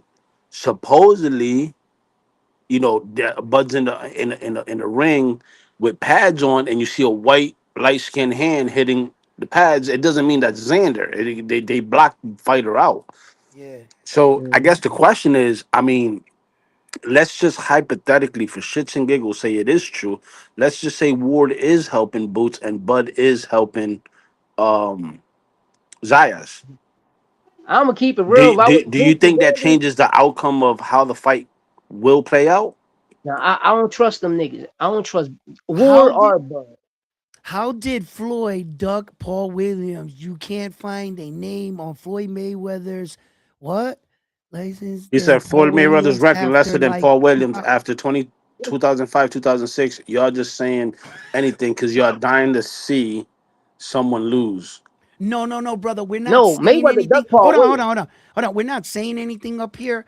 I've been watching boxing for almost 30 years, brother. I am very fluent with this gentleman that is behind Yeah, me, one my favorite fighter in the world, Floyd Mayweather. Okay? So you see the picture behind me, that's up there for a fucking reason. Because he ducked Floyd Paul. is my favorite fighter. Okay? For me to sit here and acknowledge there was a time when Floyd Mayweather and Paul Williams was calling out Floyd and he could have fought Paul Williams to shut everybody up because Paul Yeah, Williams yeah, was the hot lefty that was yes, fucking knocking everybody out at the time. yes. It was an option for Floyd. He didn't owe Paul Williams anything. No, Floyd was at a different atmosphere. Yes, I recognize that. But Naoya Inoue doesn't owe Junto anything. He's Mm-hmm. on a different atmosphere. They weren't even in the same weight division. He told Junto, come up, I'll let you have a fight. I'll put you on my undercard, let you get True, acclimated to the division, then we'll fight. true. You understand what That's his that word. means? Listen, I'm not saying that Floyd ever ducked anyone. Floyd had the skills to beat anyone, but he didn't feel like he needed to challenge that young up and coming Yeah, lefty. For that what? nigga ducked Paul. For what? He He ducked a beat couple Oscar people De though. La I'm a fan Hoya. for him. Floyd beat Oscar De La Hoya. Floyd beat all the top guys at that point in his career. He really didn't owe Paul Williams anything but the fact that to silence the critics. You understand? Yeah, So it was really up to Floyd. Floyd didn't duck nobody. I'm not gonna sit here and let anybody say that Floyd's a duck because he's the best fighter the hey, fucking world has hey, ever hey, seen. hey, I'm a Floyd fan. I've been that nigga fan, but we gotta keep that nigga ducked a lot of fighters, man. You Listen, chose Andre Berto instead of Keith Thurman, Danny Garcia. yeah, he Like, did. come on. That was when Floyd had already retired like the third I time mean, and came and then, back. and then when Hey, he fought but the question Oscar, is, was that Pretty Boy or was that Money May? That's No, the that's no, what I no, question. said. no. Pretty Boy Floyd was a fucking monster. No He one's was on fucking with Pretty everybody. Boy. No one. Money May, he ducked a couple people here and there. Yeah, that can be argued. But because But you don't remember, pay that was money. the third time Floyd had retired and came back. Still On gave the us night great he fight beat Oscar, he retired from the sport. Then he for came that back. Then he rematch. retired again. Oscar Hey, and exposed he it to coming that back rematch. again.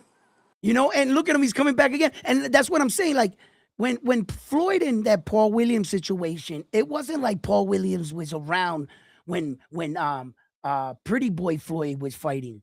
Because he would have did Paul Williams just like he did fucking Diego Corrales. Same height, tall, fucking lefty, undefeated fighter. You seen what Mhm. Floyd did to Diego Corrales, right? Yeah. To an undefeated knockout artist in Diego Corrales. Floyd beat the shit out of him. Diego didn't even touch Floyd. Yeah, he All right, didn't. all But right. see me, So like for me though, when you look at Floyd and Diego, they had the same manager, Jay Prince.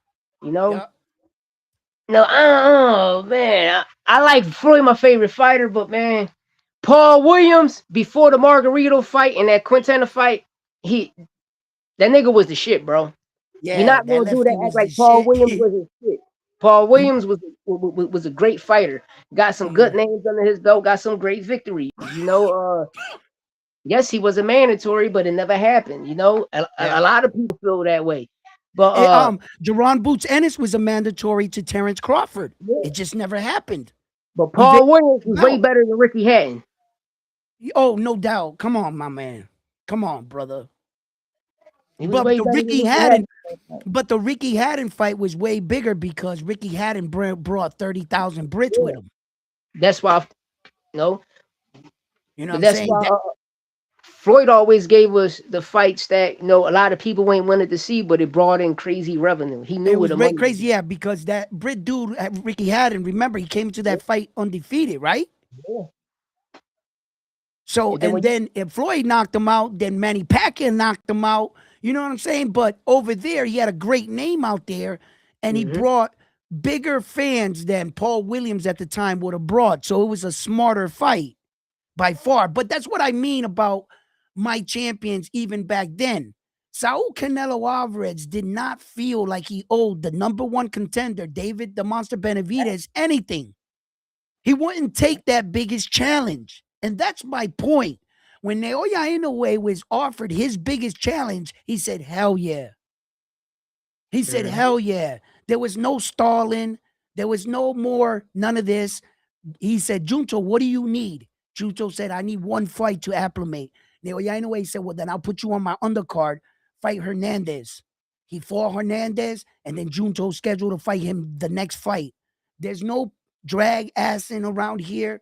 It was talked out, and it played out exactly the way it was talked out. We'll fight. You'll fight here, then me and you will meet in Japan here, and that's hmm exactly how it went.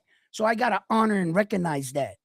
I'm just saying that I don't call Floyd a duck or Terrence Crawford a duck or Saul Canelo Alvarez a duck in those situations because I recognize where they were at.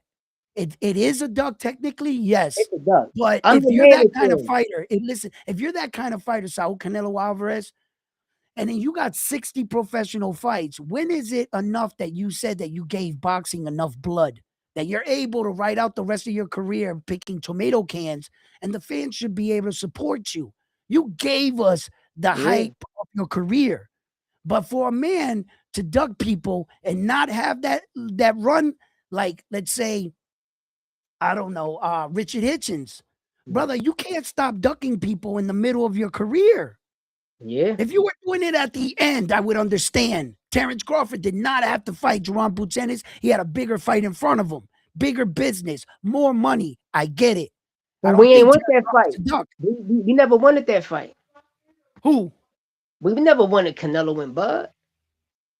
The world never wanted that fight. No, no, I mean, Canelo and David the Monster yeah, yeah, Benavidez. yeah, yeah, yeah. But I was explaining in the chat though, where like, no, a lot Oh, of us ain't wanted no fucking Canelo versus Bud Crawford, because to us that wasn't the biggest fight in boxing, and we it think it was still was. possible. Because we know Bud don't sell seats. We knew who Canelo mandatory was. We knew who Bud mandatory was. Fight those fights. Stop trying to move up. Like, for instance, Bud. We're gonna get back to Bud. Yep. Bud, you became undisputed. You could have fought a fucking Stanley Onis. He was the WBA champion. Brian Norman was the WBO intern. Boots was the IBF. You feel me? Mhm. Those fights should have happened, but you moved up to fight a bum ass nigga named Madrimov, bro. A For a nigga belt, named for a belt. Madrimov. You feel me? And we're Yeah, gonna keep it tall. We all knew who the champion was there, and that was Charlo. The world yeah. knew Charlo was the champion. Nobody beat Charlo. That nigga just ended up fighting Canelo, and he exposed to the world. I paid my sanctioning fees. I paid all of those sanctioning fees just to go up and fight Canelo. And then what them bitch ass niggas do? They started stripping me. Then when you start going into 2024 and 2025, people like, damn, what happened to PBC? What happened to PBC? Them niggas in court fighting because of bitch ass Turkey and them niggas gassing niggas heads up. Then what happened when Oscar De La Hoya lose his lawsuit? Now he back on PBC glazing. He back on PBC. Yeah, Al Heyman cool now. Nigga, you just was trying to sue him. Fucking with Turkey and them, dog. Yeah. And I know this because I got shout out my nigga Vegas. I got a PBC insider. I know how like them bitch ass niggas. And I'm telling people, when Oscar De La Hoya had the Ring magazine, since like 2006 on up. Before them and Kappa, nobody gave a fuck about the Ring magazine. But all of a sudden, these communist niggas end up getting it. Now we supposed to respect the Ring magazine? Fuck I no, y'all know. fucking it up. Y'all fucking the rankings up. Y'all fuck everything up. And I'm glad Oscar De La Hoya, every time he get a chance, he exposed that shit. He Yo, can I exposed that answer shit. this? Can I answer this question? We fight all night says, wait a minute, wait a minute. The message just skipped up because more messages came up. Where the fuck? I can't see the messages now. What did he say? Naoya in a way. What? Did what? Damn, I'm Hey way yo, back. We I'm fight way trying to get Edwin to crash out. He said Inoue ain't fighting future Hall of Famers. okay. Okay, check this out. Check this out, my brother, right? That's a lie. That's a Hey, we lie. fight. You just started some shit. Yo, check this out. Yo, we fight all night. Stop. Just stop with the lies, right? Check this out, right? Naoya Inoue has fought in his career 16 world champions. He knocked out 13 of them. When you're talking about Naoya Inoue never fought any Hall of Famer, that's a fucking lie. You're gonna call Nonito Donari a non-Hall of Famer? He's a 4 division world champion. What the hell are you talking about? What are you talking about? And half of these guys that are still fighting, there has been 6 fighters that Naoya Inoue beat that went on to become world champion. You don't think that Scooter, Stephen Kubo Fulton, could possibly touch the Hall of Fame? He's a unified Aging world like champion in one 5'1". division, and he has multiple titles in other divisions, and he's still active. Yep. So don't sit there and try to tell me that Naoya Inoue has never fought future Yep. Hall of Famers. Tell me on your favorite fighters fight. Tell me a guy that fought 1 or 2 Hall of Famers right now. Yep. All right, so name that's us not 2 easy. fighters. Or name us a fighter that loses. Like I'm gonna keep it real. Tank and in the way resume is aging like fine wine. They beat a fighter, then the fighter they beat. Next thing you know, these brothers ending up champions. Champions. That's called aging like fine wine, That bro. speaks to your competition, how strong they are. You gotta respect him. On top of that, he's defending his undisputed status. He's Okay, putting thank you. asses in seats. He putting asses in seats. He did it in Japan. He came over here and did the shit. Know what I mean? Yeah, all facts. Check this out. One more thing you brought up, and thank you for mentioning it. I want to explain to the world that all boxing situations are not the same, even though they're in front of your face. Let me explain why. Terrence Crawford is not the type of fighter that is the same fighter as Naoya Inoue in the sense of what they view by winning their belts. This is what I mean. Naoya Inoue won all 4 belts, and he's saying he's the best fighter in the world, and he's going to prove it. He'll put up all 4 belts 7 times. He gave 7 men opportunities to take his belts. Here's the difference between Naoya Inoue and Terrence Crawford. Terrence Crawford views the sport different. Terrence Crawford says, brother, you think I'm going to go out there, fight these fights, win these belts one by one, and give you on one night the opportunity to win all 4 belts when I did all the work? Terrence Crawford doesn't believe in that. He doesn't believe for a free ride to the top. He says, if you want to get it like I get it, go get it out the mud like I got it. He was selfish in the fact that he would not give anybody a shot at his belts because he felt like if you want the shots at the belt, go get them the way I got them. Not everybody, not every boxer should be held by the same expectations. You see where it doesn't work for Terrence Crawford? And I can't blame him because he's got a point. Not everybody's going to be like, yo, listen, yeah, I got all 4 belts. Now I want to give you an opportunity to stamp your name in the Hall of Fame with just one fight. You get all 4 belts on one person, you're going to the Hall of Fame. You got to fight the mandatory. Yeah, so Terrence Crawford, he just kept winning the belts and kept going forward. He didn't honor the mandatories really like that. He just kept going forward to the bigger fights. Now, at the end of the day, can I truly consider Terrence Crawford a duck? Okay, you could say he's a duck if you want to, right? But I can say he's a smart businessman. Because every move he made led him to that $50 million fight. Hey, Edwin, we got $50 million.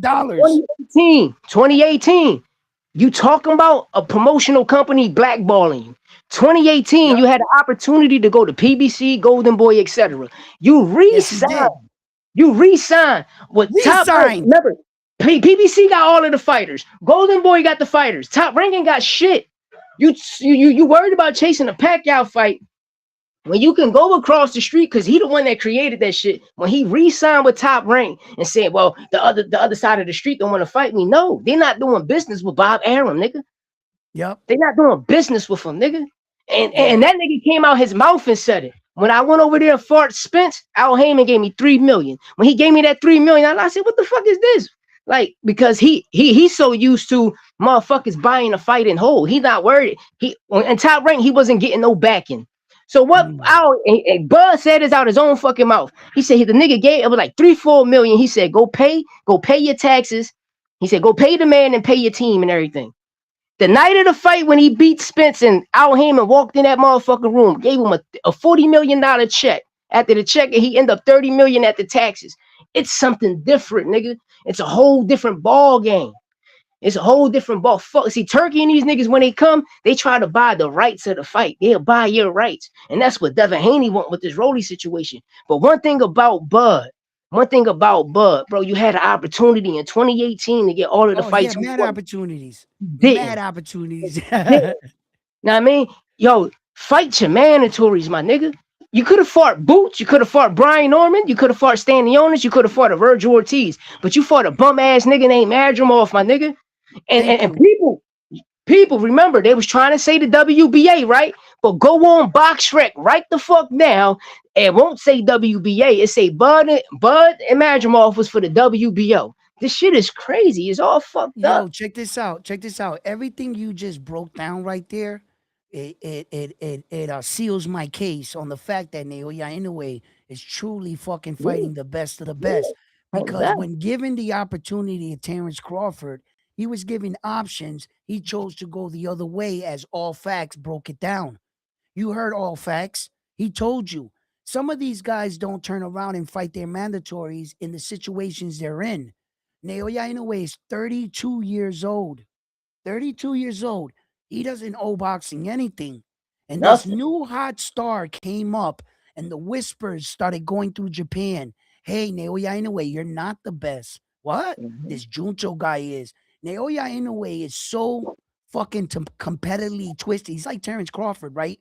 When they told Terrence Crawford, yo, Jaron Boots Ennis is fighting Xander. And Terrence Crawford, a little thing in his head went, and he goes, weren't you Jaron Boots Ennis, the dude that was running around saying that I was ducking you and that you would whoop my ass? I might not compete against you, but I'm going to help train Xander to bust your ass.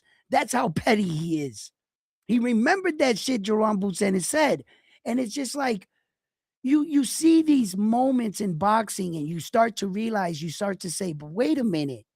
Saul Canelo Alvarez could have fought David the Monster Benavidez. Terrence Crawford should have fought Jaron Boots Ennis. But Naoya Inoue is fighting Junto Nagatani. You see where the difference is? And I'm just like acknowledging that. I'm acknowledging the young man, the Japanese dude, bro. Yo, my man, that's some ballsy shit right there. To fight this young Japanese dude, the next star, in front of everybody, 55,000 watching at 32 years old. Like, anyway, yo, hats off to you, bro, because a lot of people showed us at your point in your career, Naoya, in a way, you didn't have to take this fight. You truly didn't. You could have fought anybody you wanted, like all of our other guys did. So, because I was Edward, We Fight says Devin has a better resume than Inoue. Fuck no. They want me to crash out. I can see it. I see that they pushing the buttons because they love when I go on the rant for Naoya Inoue. There is probably no man in current boxing right now that has a better resume than Naoya Inoue. No man. There's actually not. There's just lies and facts over feelings, right? The truth of the reality is, just pull up anybody's resume. Show me one fighter that has 28 consecutive world title fights throughout 4 divisions, meaning when he jumped up, he fought the champion right away. No acclimating, no tune-up fights, no skipping a beat. He has 28 consecutive world title fights. He has unified all 4 belts in 2 separate weight divisions. He's currently fighting. He broke Saul Canelo Alvarez's records for the most title defenses with 4 belts. He defended all 4 belts, a record-breaking 7 times in a row. He fought 16 world champions, knocked out 13 of them. Okay, and then I'm serious. No, you're not serious because he doesn't have the Zuffa belt, so he's a nobody. Listen. If he wants the Zuffa belt, Naoya Inoue will go out there and get that shit. He will fight for the hubcap. Don't fucking press his buttons because he'll hear that shit and he'll go fuck up that Zuffa dude. Listen, look, no. the crazy thing about Naoya Inoue, which which I respect really, really, a lot of people have an option coming up to fight for interim world champions, minor belts. It goes to show that you can get a minor that you might be ready to fight for a major, right? Yeah. Naoya Inoue in his life has never accepted a minor belt. He's never fought for a minor world title. The only belts he will fight for is the major world titles. All 27 of his belts are all major world titles. You got to understand that. From his 6th professional fight, Naoya Inoue, only 6 fights, he became a world champion. And from there, he's been nothing but a world champion. And just remember that Naoya Inoue's last 11 fights have been for 2 belts or more. Mm-hmm. So his last 11 fights either been for 2 belts, 3 belts, or 4 belts. His last 11. He's no longer fighting 1 belt champions or anything. And if you look at his resume, he kicked open 122 right off the rip. He fought the number 1 Stephen Kubo Fulton, undefeated unified world champion. He fought the next unified world champion in Marlon Tapales. He went backwards in the division. He beat all the champions and number 1 guys. And now he's at the end where he cleared out the division. There's just no one left. How great do you have to be to do that? Where you wiped out your last 2 divisions, you lit it in the 118 pounds. Remember how Naoya Inoue got that? He got every belt individually, one by one. He didn't fight one guy for 3 belts or one guy for 4. He beat everybody the most noble way possible. And then after winning all 4 belts, he didn't hold up the division. Like a lot of fighters, they said, Naoya Inoue, what are you doing? 30 days. I repeat, let that sink in. 30 days after winning your first 4 belts, he vacated the belts and said, I don't want to hold up the division. I know what it's like to want to fight for a world title. They say, Naoya Inoue, you don't got to vacate your belts to fight Stephen Fulton. If you lose up there, you can come back and have all 4 belts. That's usually how it's done. Naoya Inoue said, what are you talking about? I'm not losing shit. I'm a world champion, and I'm confident in who I am. Vacate the belts because I'm going to go get those 2 belts. How much more of a champion could you be when you do power moves like that? And Did he defend that? Did he defend that 18th? Yes. And check this out. Check this out, right? Naoya Inoue, from the time he won his first 4 belts, remember this, guys, 1 year. It took him 1 year and 13 days exactly, to be exact. He won 8 belts. It took him a year. It took him 6 months to unify all 4 belts at 122. 6 months. From the time he entered the division, within 6 months, he already had all 4 belts. Tell me, find me a person in boxing that's doing it better than that. I'll wait. Tell me anybody that right now currently got 16 world champions they fought and knocked out 13. Tell me who got 28 consecutive world title fights. Tell me who has 4 divisions. Oh, yeah, and by the way, he's undefeated. Yep. There's nobody doing it better. They can clown all they like they can lie. They can make shit up. They can fucking joke about the Japanese dude. You don't have to like him. I'm not here to sell you on him. Hey, We Fight said a 15-minute rant without naming any Hall of Famer fighters. Donati. No need Yeah, to. he gave you that one. Just to start. Okay, so like I said, there's a lot of these fighters that still are working ongoing. If he beats Junto's a Hall of Fame fighter with 3 divisions already. He's going to Hall of Fame for 3 divisions. So after he beats Junto, that'll be another Hall of Fame fighter. And I'm telling you right now, you got a couple fighters that Naoya Inoue fought that still got potential to do some shit. So we'll see where it ends up. But like I said, there's not too many fighters that have too many Hall of Fame fighters. Okay, for instance, Terrence Crawford. I got you, Edwin. Has Saul. That's it. But we know Canelo was paid to lose. We know he was paid to lose. I don't know about that. I don't think you could pay a Mexican that high to lose like that. I think he just lost, puppy. Just to give Bud the accolades, because Bud never was a pay-per-view star. He couldn't put asses in seats. So for Okay, me, okay. actually, Imagine me losing to help out an American star, like you're saying, and then he yeah, retires after our fight. What was that for? that was his whole plan, the whole get No, go. his whole plan was to let him win to retire. For that, I could That have was the whole. won because the one that stood active was Saul. I'm gonna tell you something, right? Terrence Bud Crawford had therapeutic use exemption in that fight. Canelo couldn't get it. Turkey Ali Sheik lied in 2024 of December, saying Bud Crawford was getting the surgery on his shoulder. That time when they did the first press conference, one of the Mexican guys asked Bud Crawford about the surgery on his shoulder. Bud said, "What is you talking about?" Now, if you go back to last month, a couple weeks ago, last month, did Bud get a surgery on his shoulder? Yes, he did. You know, and for Canelo to get all of that, listen, I already got two losses. I lost to Floyd, I lost to Bivol. It's no problem. There's no problem for me to take this 150 million plus the contract y'all gave me after this, and I'm working with y'all. Bro, you about to turn me to a billionaire. And we fight all night. What Hall of Fame dad fought? Name me besides Ryan Garcia, which he got his ass whipped by. Ryan Name Garcia me is not a one Hall of Famer.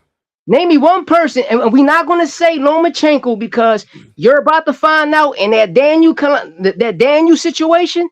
Remember, I keep telling y'all about Deontay Wilder, how he sued Top Rank, how he sued that nigga that just got indicted. Listen, all you got to do is just go back and just look at the lawsuit, Top Rank, and ESPN felt off how the indictment happened with that Daniel nigga. Y'all gonna find out a lot of things when that man came into the scene with Tyson Fury, Cambosis. Listen, all of that shit is on that lawsuit, Yeah. brother. So All of that shit is on that indictment. if you look at a fighter like Devin's career, all he has is Vasily, 2-time gold medalist, and Vasily was mad little, and then we know about that, but that's only one. So throughout all the Whoa, whoa, boxers whoa, that whoa, whoa, whoa, Edwin, hold on.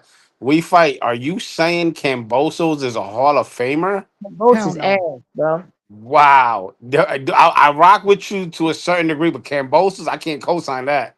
nah, Nah. he became unified with 3 belts and the ring, but since he never defended them, that's why I think he won't get in. He needed the title defense. Okay, here's the thing amongst champions, it's not a written rule, okay, but it's a boxing gym rule. Okay, it's one thing to win a belt, but it's another thing to defend your belt. So if you win a belt, once you defend it, you completed the ritual, the ceremony. You're an official world champion. You become a Mm-hmm. champion when you win the belt, but you kind of an official one amongst champions. So since he wasn't able to do that, that's why a lot of people before what's his name? Brian Norman Jr. was rumored to fight Jerron Butenis. They wanted him to get a fight out, and he went out to Japan and fought Jin so that he can get the title defense under his belt. He won the belt, defended it. Now we can do these fights. Yeah, nobody Champions doing want it to like do that. Zayas. Zayas unifies on his defense. Yeah, on his defense, that's crazy. Like those are special guys. There's a few of them, and that's the best of the best. Those guys that do shit like that. Because Mm-hmm. it's hard. Let me tell you something. We're talking about guys that won 4 belts, 3 belts. Like this shit is easy. I know guys that have been boxing 10, 12 years that never got the call to just fight for 1 belt. Yep. It's hard enough just to get 1 fucking belt. Okay. And we're talking about like the 1% of boxers we're really talking about. The guys, the men and women that can do multiple divisions, they're exceptional. Not everybody can do that shit. Yep. Yo, look at Richard Hitchins. Se está cagando defending 1 belt for so much pressure Mhm. that man gelled up and ran to Zuffa. And he only got 1 belt. And he was One. forced to vacate because so many people were coming after him. Imagine being a 4 belt champion, a 3 belt. You know how many people, how many mandatories now you got to honor, how many Yep. eyes?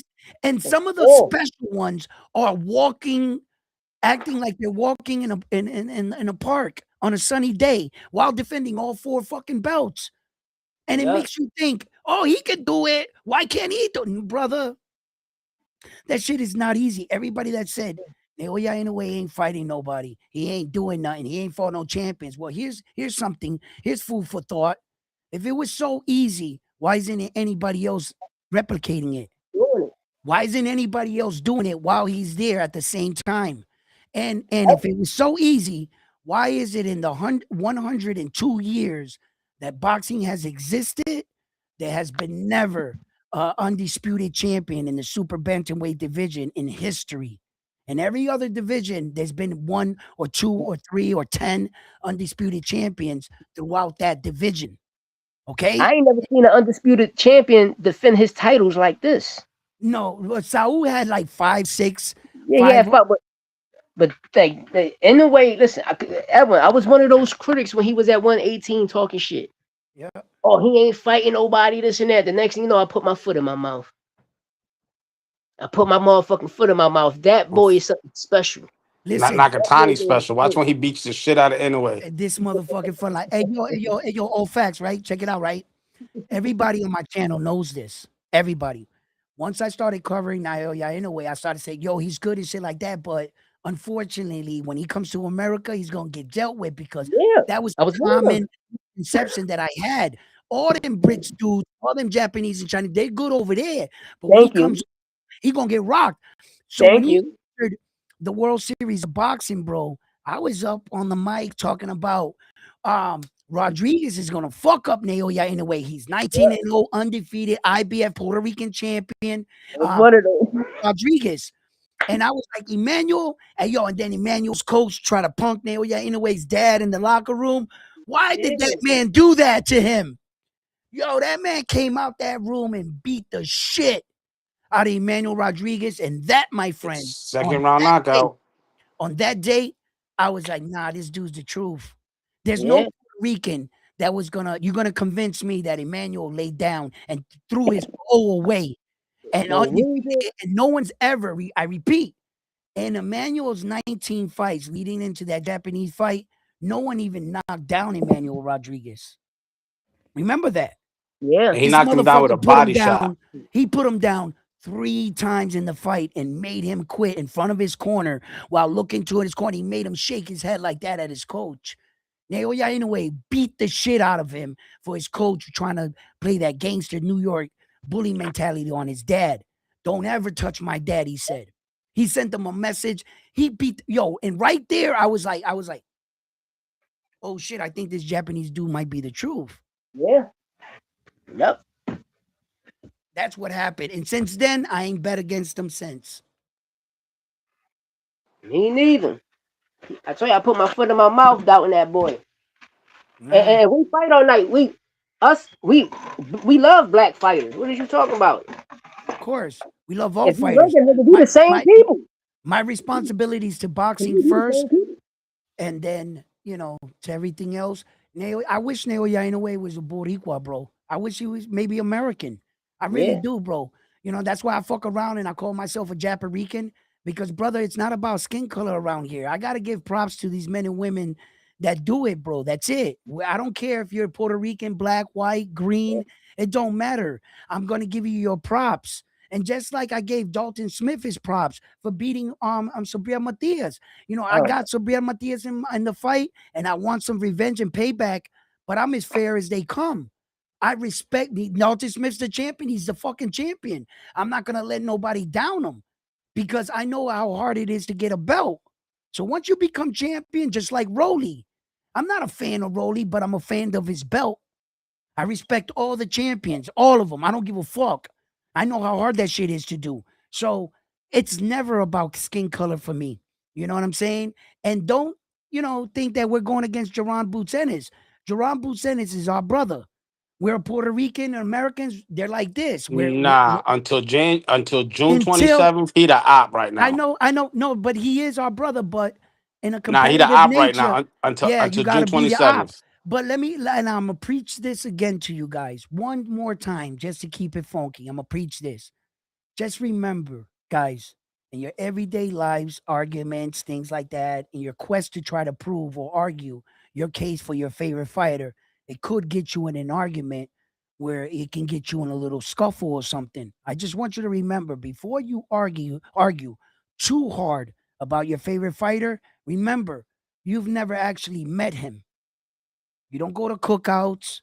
And if you're willing to smack somebody in the face over a guy you never met, and remember, let me tell you this, respect your rival. Respect Jerron Boots Ennis. Respect Xander. Why?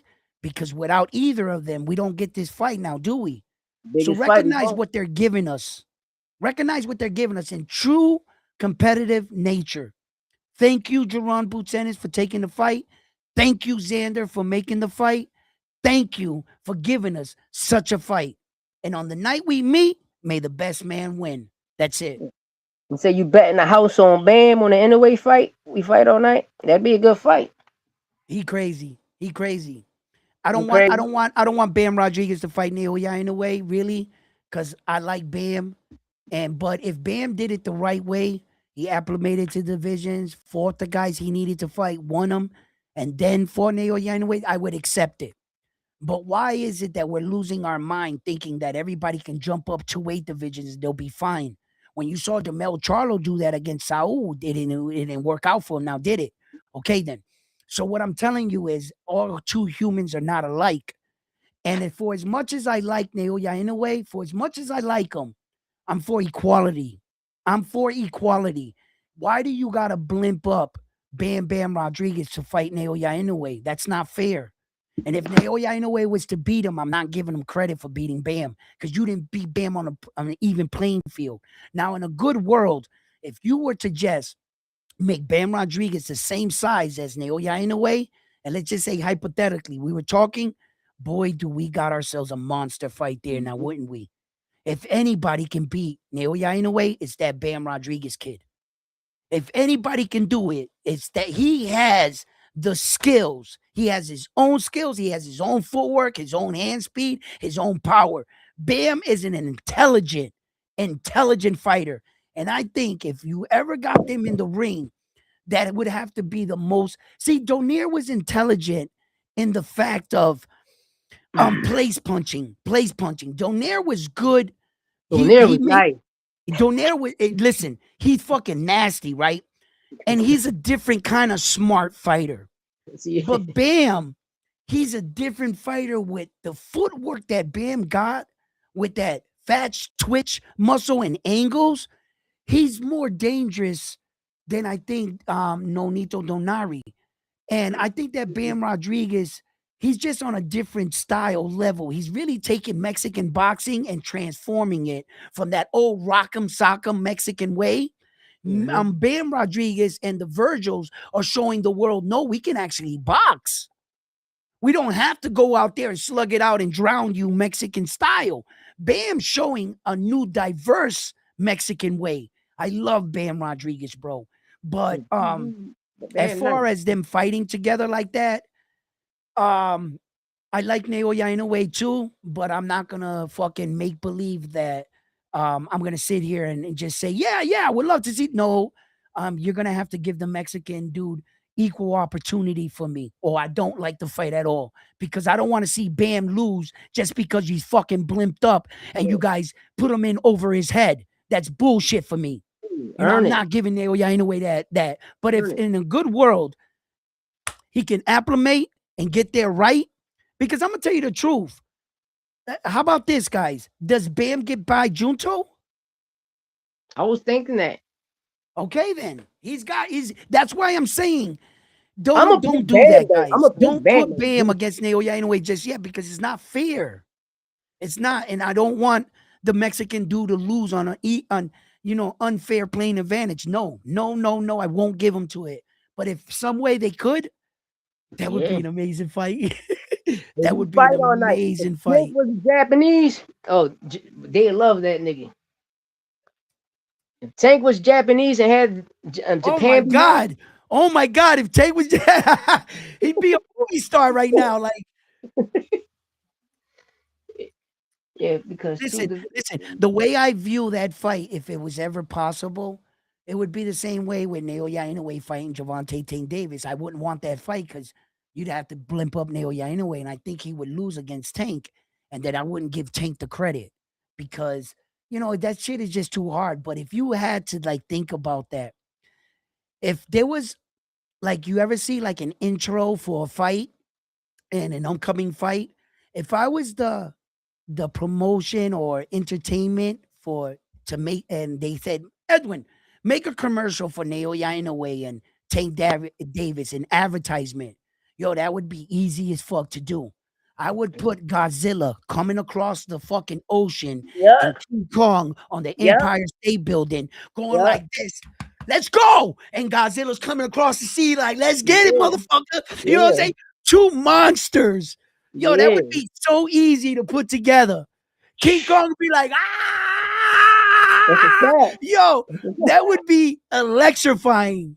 You know what I'm saying? That's a Like, fact. he just rip off the Empire State Building, the top piece, and throw it at him. Come on, bitch.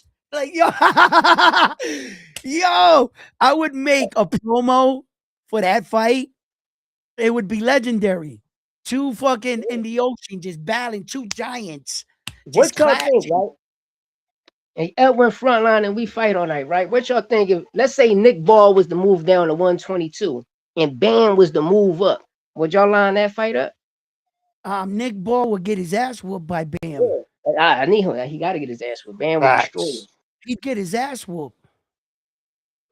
Yes, he is. Bad. If you think the heartbreaker broke his heart, I know, Bam right? Bam Brandon Bam, Figueroa. Bam will wash him because Bam is more Bam would technical. throw all around Nick Ball. Yeah. Yeah, I'm sorry. Nick Ball wouldn't catch Football up to him. crazy. You know, Robert got him. You feel me? That's one thing Yeah. about that Garcia gym, man. Those 12-round fighters over there. I always told my son if he was ever to go out west, I Yeah. understand you want to go to Floyd, but we going to see Big G and Robert Garcia. You fucking right, Puffy. Feel me? Then after that, I'll go see Abel Sanchez, and then we'll see Floyd and them niggas later, because we deal with this shit on the East Coast. But I'm going to see Big G. I'm going to Hey see Big yo, G. hey yo. Oh yo, all right, yo. My best advice, if you could talk your son and making a sacrifice to go out there and be under the tutelage of Robert Garcia, I would advise him to take that sacrifice. Wherever he has to live, if he had to live in a closet just to get those experience and be out there for a little while, and Robert Garcia is in on it and Yeah. cool with it and works with you guys, and he sees potential in your son, I'm pretty sure he'll work with your son. Robert knows what it's like for young fighters to come up and be struggling. He looks like an approachable gentleman that you can work something out. As Mm-hmm. far as Mayweather and them type dudes and shit like that, I like the experience, but um, To me, it I've ain't never them. seen your son fighting style. Let me retract though, because I've never seen your son's fighting style. What would best cater to him? But just the vibe with Robert Garcia and his experience and everything. Mayweather I looks just think the busy to me. educational part of it would be fucking phenomenal. Yeah, Mayweather just looks Jim looks too busy for me, and rumors are saying it's not even his gym anymore. Now it's Manny Pacquiao's gym. Pacquiao, right? But So one thing I learned yeah, about yeah, Robert fighters, though, I would definitely, if I was your son, you got to make sacrifices yeah, in your I life. get You that want to be fight. this kind of fighter. You want out of your situation. Fuck everything. Fuck the homeboys, your girlfriend, everything. Lock in, and Mm-hmm. that's what sacrifice means. You gotta be lonely, uncomfortable sometimes. Yeah, Be somewhere where no one speaks your language, where no one knows your name. But yeah. remember why you're there. I'm here to get better and learn. I'm not Right. here to make friends. Plus, I tell my son, you're there because he's going to help you become a 12-round fighter. Mhm. That's one thing. They tanks, all of Robert Garcia fighters, tanks and engines. Oh my God. They legs, it get them through 12 rounds. I mean, even if it's a 4-round fight, you looking at them, you like, damn, he can still go. He can Mhm. still go. And that's one thing I always liked it about Big G, especially Mikey Garcia. That was one of my favorite fighters. Like they training ethic is real. You even seen how he had Bam Bam Rios, remember? Yep. Brandon Rios was even a fucking dog. Can go 12 rounds, even though he took certain beatings and whippings. But one thing about Robert Garcia, he's one of those trainers that had multiple champions, man. And they come through there. They come through there. I might talk shit about Virgil Ortiz, but he's a dog. Now, I mean, I just talk just to try to build other people up, even though they don't need to be built up. But the Garcia camp is all dogs, man. All dogs. Even the niggas Hey, that signed the Zuffa. all facts. Who rank them 1 through 3? Who talks the most shit? Bill Haney, Angel Garcia, or Teofimo Senior? Bill You want me Haney. to keep it? I'm giving Angel. I'm giving Angel. Think so? Angel Why? is a Why? You got Because you got Angel up top. Yeah, I got Angel. You seen how him and Zab and them niggas almost went to war with BMF? Keep that shit. Yeah, but you saw And how Bill Haney had his team beat the shit out of fucking Tiger fucking yeah, Johnson. yeah, I see that, but see, like one thing about Bill and you know, them niggas is protected. You feel me? Turkey ain't gonna protect them niggas. But you know, Angel was dealing with no real street motherfuckers. You feel me? Out there, Yeah, Zab Buda was bringing real street niggas. You know what I mean? yeah. And the way them boys was talking, you know. But like Bill, all of them niggas getting the playbook out of Angel. But Bill, I can say one thing about Bill. He's a hell of a promoter. Especially you know he's his son mouth. You know, but Senior, I don't know. But I'm gonna choose Ainge. I'm gonna choose Ainge. You know, I gotta Okay, go. what about just the top shit talking fathers? Who's the best at it? Bill Haney, Brian Norman Jr. Sr., or Teofimo Lopez's father? It's Now you gonna can't be. forget you can't forget Floyd Schofield. Floyd Oh yeah, Schofield. okay, we could throw Floyd Schofield in there too. I'm You gonna know what be I'm all saying? right. Can I I'm gonna talk keep to it your real. son? You know what I mean? Floyd Schofield Senior, he keep it true. He keep it real in certain situations. Brian Norman Senior, no, me and him beef. So yeah, nigga, I want you to see my face, nigga. My name Louis, nigga, not Johnny Ortiz, nigga. You understand me? You know we be in the DMs beefing, nigga. I always said your son was a chinny motherfucker. I always said that. That was correct. So yeah, nigga, it's boy Johnny Ortiz, Brian Norman Sr., and you know we beef in the DMs. Your son a bitch and you a bitch, and it's just like that. You know That's what I mean? fucked up. And Bill I and got you. Bill Haney, I've been chasing your ass. I've been chasing your ass. I was on Mill City Boxing looking for your ass. I called your name out 3 times. Bill, and you never showed the fuck up. Nigga Zab was trying to line me up. Y'all can go check out there. I had Zab mad as shit, and Dev is microdosing, and I'm keeping it tall. And who's my source? Brian Norman Sr. That's crazy. That's crazy. You feel me? But at the Yeah, I end of the got day, you. I love what all of them doing with their sons. You know, Bill did it Hmm. more better. You know, because I always said and I always preach to these kids: start your own promotional company. Yeah, And me personally, I seen Devin Haney did it. You know, Devin Haney did it, came in the game with his own promotional company, cross promoting, becoming a true businessman. But one thing about Devin, he learned in that Ryan fight, the shit you did to get that old back, and the shit you did, because we all know what Victor Conte is. Like, bro, you left a bad taste in a lot of people's mouths. And yeah. that's why you can't sell no more. You can't sell. You won't be a pay-per-view star. You won't put asses in seats, bro. You won't, because we all watch you get your ass with Ryan, bro. We watch what Ryan did to you. You know, and you just should have took that shit on the chin and got it back in blood. Because at the end of the day, you seen our Bodie did it, nigga. You seen Cotto got that shit right back in blood. He got it right back in blood, and we Yeah. synced the outcome. And he got that shit right back in blood. So, you know, I appreciate what the y'all doing. Bill trying to Bill just being Bill, Schofield Senior telling the truth. Norman Senior, the motherfucker, he just work off feelings and emotions. And one thing about Teofimo Senior, he talk his shit and he don't care. And the shit that he talk, other people want to bro. It's called joking around. If I'm if, let's say I'm Mexican, right? Yep. And I'm calling myself, I'm the biggest bean burrito out here. Hmm. And a nigga say some shit about Taco Bell. A Chinese nigga say some shit about Taco Bell. And I'm supposed to, no, fucking call me a wetback or something or a spit. I'm supposed to get offended. I know I'm not that, nigga. I'm not that. I'm not a wetback, nigga. Right. I don't need a green card, nigga. I'm Puerto Rican. Yo, check it out. So, in the sense of these fathers' jobs as media guys, right? What they're supposed to do while their sons don't have a fight schedule is keep their sons' names active. Bill, he starts attaching his son's name to like every other fighter and creating a lot of controversy while Devin doesn't have a fight. I consider that to be a good promoter as a father and a manager because it keeps your son's name irrelevant. Same thing that Tio is doing, type shit. A lot of these guys have done this. Remember when Tio doesn't have a fight schedule? All of a sudden, he was going to fight Terrence Crawford, Jerron Boots Ennis, fucking Devin Haney. You see how Tio attached his name to everybody. And that's just boxing. So when I asked you the question about the three fathers, it was more on the line where that which one keeps their names, their son's name irrelevant while they don't got fights? Which one does it the best? Does Tio father make sure that we keep Tio's name is still floating around while he's not fighting? Or does Bill do it best when Devin doesn't have a fight? We still hear Devin's name popping in the streets of boxing. Or Nah, does Brian Bill Jr. Haney for sure. No, Brian Norman Jr. and Brian Norman Brian Norman. Sr. Yeah. After that ass whooping that Devin gave They've been him, they've MIA. been quiet. Quiet, huh?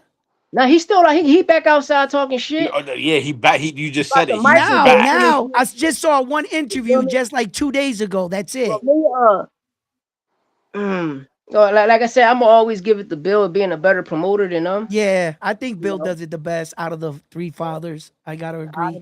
yes. No, how I rank them, it's Bill, Schofield Senior, and T.O. tied to me. I don't fuck with Brian Norman Senior. He a bitch. You understand me? So, I like Brian I'm, Norman Sr. He was cool with Bill, me. I met him in I got Atlanta. Bill We up was there. fucking Now, he around, cool. He but cool. Like me and Brian Norman Senior, we big. We big. yeah, How yeah. you feel about Philly. But the nigga call me Johnny Ortiz, nigga. You know what I mean? I Oh don't look like no no, fucking Johnny Ortiz, nigga. that's fucked. You said that's it. He took that personal. Who you call me? But I like them all. I like them all because when I was growing up, the fathers we seen like Miguel Cotto, like all of them, Trinidad father. It was respect. Yeah, It was respect. And one thing I learned from that, like I told my son, is I watched the father and son relationship. You feel yeah, me? And sometimes I know by watching that shit, me being the father and you in the ring, and like we synced it with Danny Garcia and Laura. You feel me? That was a father moment, not a trainer moment. Like, right, bro, you right. you ain't get hurt. Get the fuck up and go out on your shield. But sometimes when you being a father in that corner, your father instincts kick in and be like, nah, we not, nah, man, end up throwing the Yeah, towel, end up stopping the fight. That's one thing I don't like. I learned between coming up. But now these fathers now from starting from Angel, like Floyd Senior, Angel on up, and you right, we fight all night from Floyd Senior, Angel, all of you guys on up. We started to see something different. They right. really being promoters promoting their son. You know, and we seen the top guys at that time. But right now, yeah, Bill Haney got the crown. Yeah, yeah, Bill yeah. Haney got that motherfucking crown. A lot of these boxing situations with the dads and sons and shit, I never break up a dad and son relationship.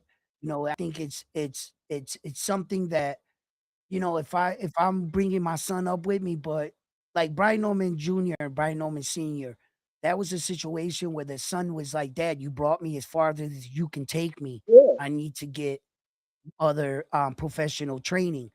And fact, if you love your son as much as you do, and you feel like you took him as far as you can go, you got to recognize to do something like that. And that's a hard decision. Brian Norman fact. Jr. apparently had to make that on his own. And it kind of hurted his father. But, and to another sense about arguing with these, like you're having your little thing with Brian Norman Sr. I had my own thing just recently with Hector Bermudez, right? As you probably Ooh, already know, right? And a lot of people have asked me already, "Yo, Ed, why haven't you talked to Hector?" I said, because morally, as a man, if you called me an NG or no good and you said, "Oh, you can't bring E around the plug or whatever," that's referring to me as a no good, right? Okay. fact. So I'm gonna treat you as such. So if you Mm-hmm. said that I was no good, then I don't owe you anything. You know what I'm gonna treat you as? As a no good. And what do we do with people we don't fuck with? We don't talk to them. I don't owe Fact. you an explanation. You didn't give me the opportunity to defend myself. You waited for me to leave to start talking about me. So I'm gonna do you the same way. He's been trying to log on to my channel, hop on the TBV to talk to me and everything. And I've been denying it. Why? Because I don't talk to puercos. Fact. If that's how you felt about me, dog, then that's how I feel about you. There's nothing to talk about. Because if we real dudes, we real people, right? That's how I would treat you in the street. Well, then that's how I'm gonna treat you right now. If that's what you said about me, then brother, you don't need me. You don't need to talk to me. You know what I'm saying? But I'm a real one, right? And I'm Yeah. gonna show you that I'm gonna leave you right there with the argument in your head.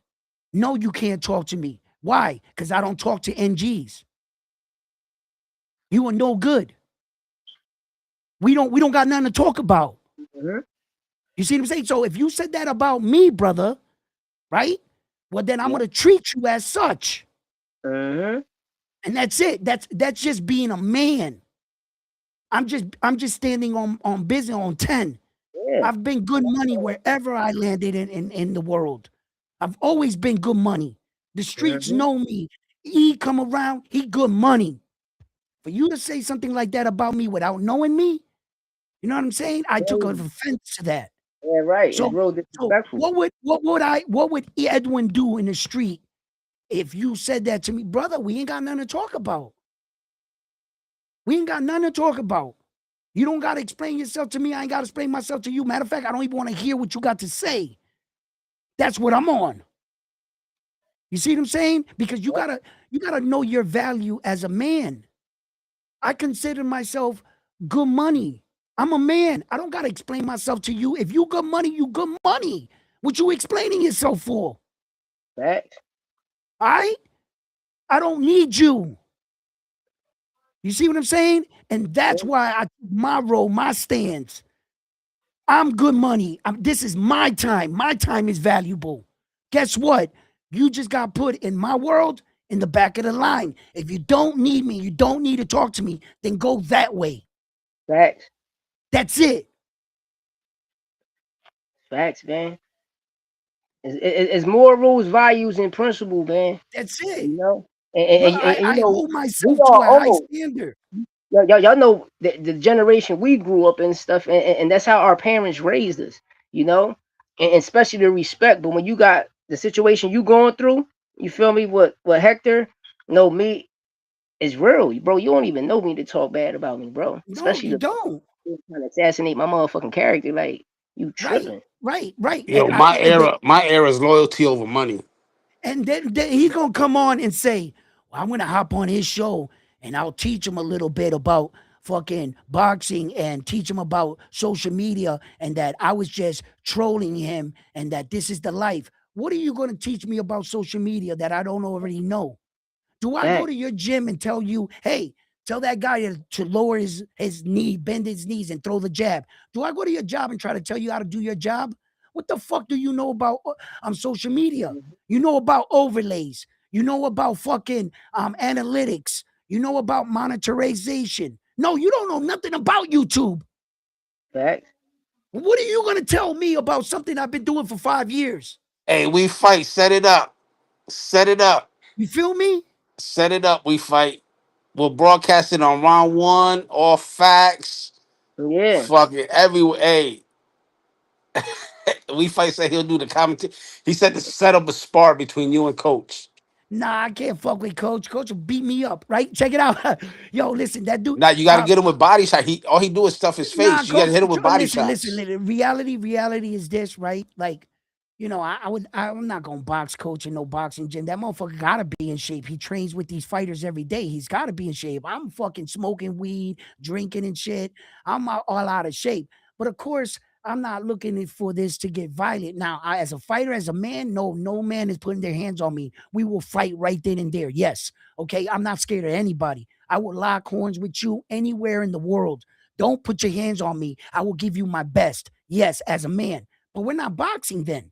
I'm gonna fucking kick out your shin, punch you in your throat, kick you in the balls, slam you on your neck, and then stomp your face into the ground. And Yeah, bite his ear off, right? yes, I am. Right, and I'm gonna give you everything I got. But as far as boxing coach me, that motherfucker's like 6 something. I'm a little dude compared to that big motherfucker. But would I be scared of him if he ever came on to me in the street? Hell no. Hell the fuck no. I'd give him my best anywhere, right? But I'm not gonna sit here and pretend like I'm some tough guy, like I'm gonna fight the fucking coach. No, I'm not going that far. Reality is this. In a boxing gym, he probably fucked me up. And Hey, you want to know something? I we already fight looked ain't shit. I already looked up Coach Bermudez. I already looked him up. He's not a fighter. He's never boxed in a boxing gym. You guys know this, right? He's never had no amateur fights. He's never fought professionally. So to tell you the truth, I'm a better fighter than him. I just fought at the age of 51. I just had a fight. So as far as that, to tell you the truth, right? But I'm not gonna box the dude. Well, I'm not going there, bro. And I'm not gonna be a tough microphone warrior. That's pussy shit. I'm just talking about myself as a real person. A real person. I'm a real man. Okay. And I've been through some real shit in my life. I done did some shit. I done seen some shit. And yes, I'm not a tough guy, but I would defend myself, of course. Right. But I don't want to fucking box this dude or anything like that. Nah. But you know what? I don't got to answer to him neither. You feel me? I don't gotta to succumb to he come on my show and I gotta give him the opportunity. You see how he talks? He's like, I'm gonna go on his show. How the fuck you gonna get on? I would have to accept you to get on. You're so arrogant and cocky that you think I owe you to say yes. No, brother, I'm gonna show you something. This is my world. This is all facts' world. All Facts gets up here. He's a YouTube content creator. You know what I'm saying? What do these motherfuckers know about what he do and the time and effort that it takes to pull this shit off? What do you guys know about that? Facts. All right. So look, coach, your world is a boxing gym. You know more about that than me. That's your world. This is our world. We cover you guys. We keep your sport alive. I don't want to argue with a guy that I want to interview his fighters in the future. I don't want to argue with a guy that eventually, you know, I'm going to want to interview you because maybe one of your guys eventually will be a world champion. So I'm just keeping it like this. Brother, I don't got nothing to say to you. I heard what you said about me. I see and I'm going to leave it right there. I don't want to hear anything else. Dog, as of right now, I'm just not fucking with you. I don't got nothing nice to say to you. I don't want to talk to you. That's it. You feel me? So that's where I'm at with that. When you talk about that situation with Brian Norman Sr., you know, brother, look, you cover boxing, and I'm not telling you how to handle your situations as a man. Do you, brother? You know what I'm saying? Because only you know what's really going on, just like only I know what's really going on, right?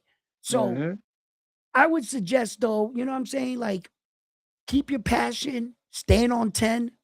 If you're standing on it, I'm not telling you to back down. If that's how you feel, brother, keep going, just like I'm doing. Yeah, we got to stand on 10 for ourselves, too. Yeah. You know what I'm saying? Just because you're a coach, I'm not going to lower my head. So what? You're a man at the end of the day. Don't you bleed? Like what makes you different than me? Your profession? Your job? So I gotta shrink because of you? Fuck out of here, bro. Every man better hold himself to a high standard. You're All Facts. You the shit. Frontline, you the shit. Everybody in the chat, you the fucking shit. Don't ever let somebody try to come in and fucking put their thumb on you. Don't ever back me into a fucking corner. You know what I'm saying? Because I'm gonna come out swinging. Oh shit. Fuck that, bro. All Facts. You the shit. Frontline, you the shit. Everybody. Don't ever, you know, I'm not going to bow down, bro. I'm not taking a knee. For no one. That's it, brother. And that's all I see with you. You make the decision on what you want, how far you want to take this and shit like that, brother. But as for me, I'm always going to be me. Me. Always. And I will not change. And I'm not going to be sympathetic because somebody says you're too this or you're too that. Don't put your expectations on me. You're not me and I'm not you. Oh shit. It's facts though. You know, they look at us and just be like, yeah, they think they could just be like, oh, I'm a fucking coach. I'll bury you with what I say. Motherfuckers, show these dudes. No. We keep your fighters alive. We keep your sport alive. No. You're not bigger than me. And I will not be bullied by no one. The bully hates when you show up and they push back. A bully hates that shit. You feel me? Nah, dog. This ain't gonna be none of that shit. Ain't gonna be none of that shit, bro. That's it. So yeah, man, you know what I'm saying? As far as us, we got it tough too. Content creators. We're damn if we do, we're damn if we don't. We say something critical about a guy. We never said the guy sucked. We just say, oh, he had a bad night. All of a sudden, we're fucking assholes. Yeah. We're assholes. We're taking sides now. And that's why in my broadcasting, I try to be a broad way and give it to the fans. What do you guys think? And I got to remember that I'm not a fan of one particular boxer. I'm a fan of boxing. Yes. And I'm going to advertise boxing to Mhm. everyone. And I'm trying to put out good content like my fellow brother right here, All Facts. You know what I'm saying? And shout out to all the other Latin content creators out there that are keeping boxing alive. You know what I mean? And doing this for our entertainment. Ain't you at home right now listening to us entertained? You feel me? You got Yeah. something to do. We all do. We putting this shit together. We got it tough, bro. We got it tough. We got to keep this shit going. So All Facts, with all respect, brother, thank you for doing what you're doing. Continue appreciate it. doing what you're doing. Rock out, baby.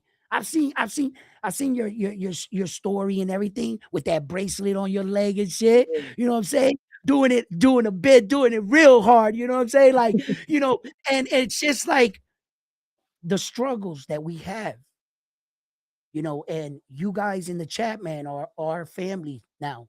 And sometimes this is our chat family. This is what we build. This is what All Facts is building here. And show him some love. Hit that like button, subscribe. I'll hop on here. He comes on my channel. We gonna boost these channels up. And together we gonna come out. We gonna make something happen. Y'all gonna watch. Y'all gonna see. Y'all gonna see. And All Facts, his son, you know what I'm saying? He's out there rocking in them gyms. You never know. You never know. You know what I'm saying? I Gonna might have be a at the hitter. All Facts and be like, yo, can I talk to your son? Can I talk to your son, All Facts? Yeah. Hey, that's Yeah. low nose. He gets you with that one liner all the time. Yeah. You know what I'm saying? So yeah, man. Yo, shout out to everybody. Hey, yo, and I just want to say this real quick. I know that this is not my platform, but just in case there's some people in here that also are here, thank you to everybody that had my back on that. Yo, low key, fucking Towers. There was a Mi, lot of guys, mi opero. a lot of them that they was fucking crashing out for me. You know what I'm saying? They got banned off channels for me type shit. Yeah, they did. They went to like, you know, Johnny spot, this spot, whatever. And they, because they were sticking up for me, they was getting blocked everywhere. So Mm. I just want to take this time out and I'm gonna go on my channel and shut them dudes out too. And just thank you for the support. Thank you for all of you guys backing a real one and Yeah. backing me for standing up for myself. You know what I'm saying? Because in this world, real shit is not awarded anymore. Real dudes, we're looked at Oh, like that's not the way. Like the oh, trolls of the day, the guys that just talk about it and don't be about it, it seems like they're the guys that are winning. yeah. It's you can't be real no more. Mhm. You can't share your real experiences. I'm real selective on what I share because people start viewing you like, oh shit, this dude is like a ship. And you're just trying to tell them, no, I actually slept on those floors. My Yeah. lights actually got cut off as a kid. I actually Mhm. had to play outside until the lights turned off. Like, you know what I'm saying? Shit like that. But when you share that, then all of a sudden, people like, oh, they start doubting things and they quickly try to discredit real shit. Yeah, you And I never know. noticed that. I noticed that. So, yo, All Facts, keep some of the shit that you've been through in your life to yourself because it doesn't pay. It doesn't pay. These kids are not respecting real shit. They're respecting some braids, a fucking dance move, Mhm. and if you get clicks, views, and likes, all of a sudden you're so-called the man. That's not how it was when we grew up. You Never had was. to walk around the street in my neighborhood. I had to make it home every night with that bomber goose jacket on my back. Mhm. I don't think you guys know how hard that shit was. Yeah. I had an 8-ball jacket, a leather one. Everybody around me got robbed for their 8-ball jackets in my hood. Everybody got robbed for their 8-ball jackets. I don't know how crazy ass Edwin ended up with his one. I can tell you, but and I'm not a tough guy. You just my mom taught me you want to act crazy, just act double crazier than them. And Mhm. that shit is not easy. So, you know, we had it tough. We had it tough, but I keep that shit to myself because these dudes don't Yeah, recognize you real get shit. into a fight. You get into a fight. The whole block going around the block with you. Come on. If you Yeah, finish yeah, fighting the nah, person, those were the shake your days. hand. You shake your hand. Next thing you know, y'all best of friends. Like shit was Yeah. real. Man, it was respect. It was Hey, respect. yo, Man. all facts. Did you ever go through this as a kid, like when you were like 9, 10 years old or something, and you wanted to fight, but you both were scared to fight, Yeah. and they said, "Okay, okay, okay, if you hit this stick off his Yeah. shoulder, Nigga, that's push if you me. knock it Push off, me. that's it. Yeah. You want to fight, right?" We was making shit up for us. Yo, Yeah. You those can were tell the days, every my man. yeah. It Those were was the days. real, yo. Oh man. Yeah, Went through that. yeah. Yeah, man, them are the days, bro. I don't want to really show my age because I was about to say we went down to the pool and paid 25 cents to get in. And that sounds like mad old, like, right? But the pool spot was where most of the fights in the neighborhood happen in the inner city. And then we go back down to the projects and shit. Mhm. And in New York, New Jersey, what we would do out there, we would hop from roof to roof. That's what I used to do when I was a kid. That's what we used to do all day, every day. And It's then we take some of the girls up there, you know what I'm saying? catch a girl, Get freak our a finger girl. wet real quick because at that time, that's all we were doing, you know what I'm saying? And it was just a different life. It was just a different life, you know what I'm saying? And, you know, you take the subway from New Jersey to New York, come back, shit like that. Uh, you know, it was just different. It was different than other upbringings. But I keep all that shit to myself because, like I keep repeating, these motherfuckers don't recognize real shit, bro. Yeah, They don't. they don't. They don't. They don't. They think we fake. They think, oh, you making this shit up or some. Well, maybe some people have. They try to live like us. You see these rappers, they rap about shit Yeah, we've been, all the time. but they never been through it in No. reality. You know what I'm saying? Like, Mhm. you know, and that's the way the world is. They accept the liars that can rap about it than rather than the people that lived it. You feel I me? always said it. I always said that shit, That's man. how it's gonna Y'all be, and just that's the way the world is. you And don't my look at a dirty person or a person that got a bunch of tattoos and think he really like that. Then look at us because we look clean cut, like we ain't been through nothing. Like nigga, my no, hood is longer and than yours. somewhere, I'm more hey, dangerous yo, than you. What? yo, you the shit, right? All facts, right? You right as a motherfucker. You notice I have no tattoos You feel me? on anywhere on my person. The reason why I don't have tattoos like that, because my OGs in my neighborhood told me, don't ever put any marks on your body where you can be They identified. did. Yes, they did. Don't put nothing because if you do something, they're gonna be like, yeah, he had a tattoo on his neck. It said this, it Mhm. looked like this. Those are identifying marks.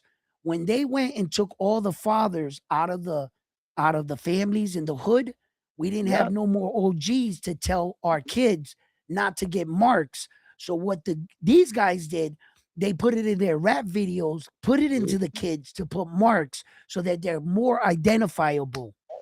So like these Fact. dudes are running out, they got tattoos on their hands, their face, their necks, and I felt like where the fuck were the OGs like they were around with my day that they would encourage us, don't get that Mhm. tattoo on your body, son, because you might do some shit, and it was true. You know how many people are in jail right now because of a tattoo? Real right. You know how many people?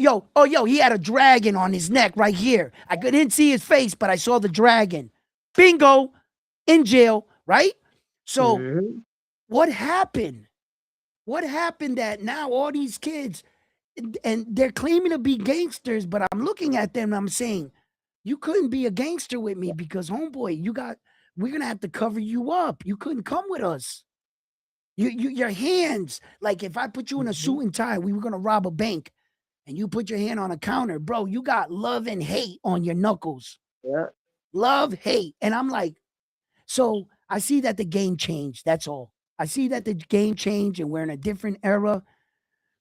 And that's It, where we're at. But me, you know, frontline people like us, we're like, we come from a different yeah. time. And it's like You know when what I'm we was saying? kids, it felt like it was more people outside. Yeah. I mean, Yeah. like I know in Philly, like every corner was 100 niggas on each corner. You know, like The shit just was crazy. Now it's nobody. The shit just like a ghost town. You just be looking at the shit like what the Right, fuck? right, right. It's just times are changing and times are different right now, brother. I blame that shit on technology though. Yeah, well, But yeah, most you of these know, kids now are, either playing games on their computers, fucking on social media, IG, TikTok, fucking Snapchat, all the other social medias. They don't go out and meet people no more. Like they got internet friends that they be like, yo, that's my boy. Never Yeah, met him a day in his life, right. but they peoples. You know what I'm saying? Yep, a bunch of meta gangsters. Like, yep. you know what I mean? Like that That's shit. crazy, right? If when you think about shit like that, right? I played that game Risk when I was a kid, right? That game Risk is about a war.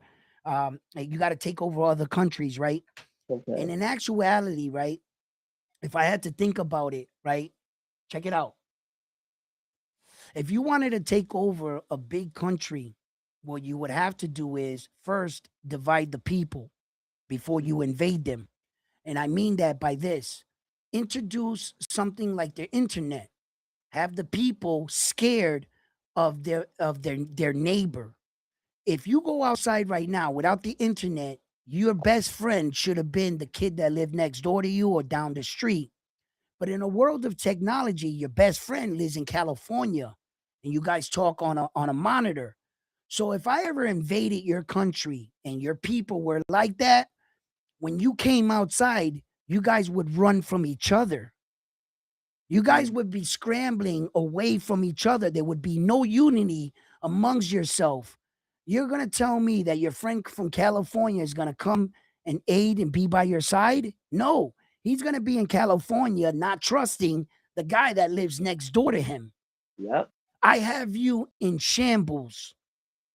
And remember, in an invasion, That's in deep. an invasion, when another country invades another country, what typically you have to do is the first stage: push an infantry, make them shoot all their bullets, a lot of their bullets. Do this for a little while. Why?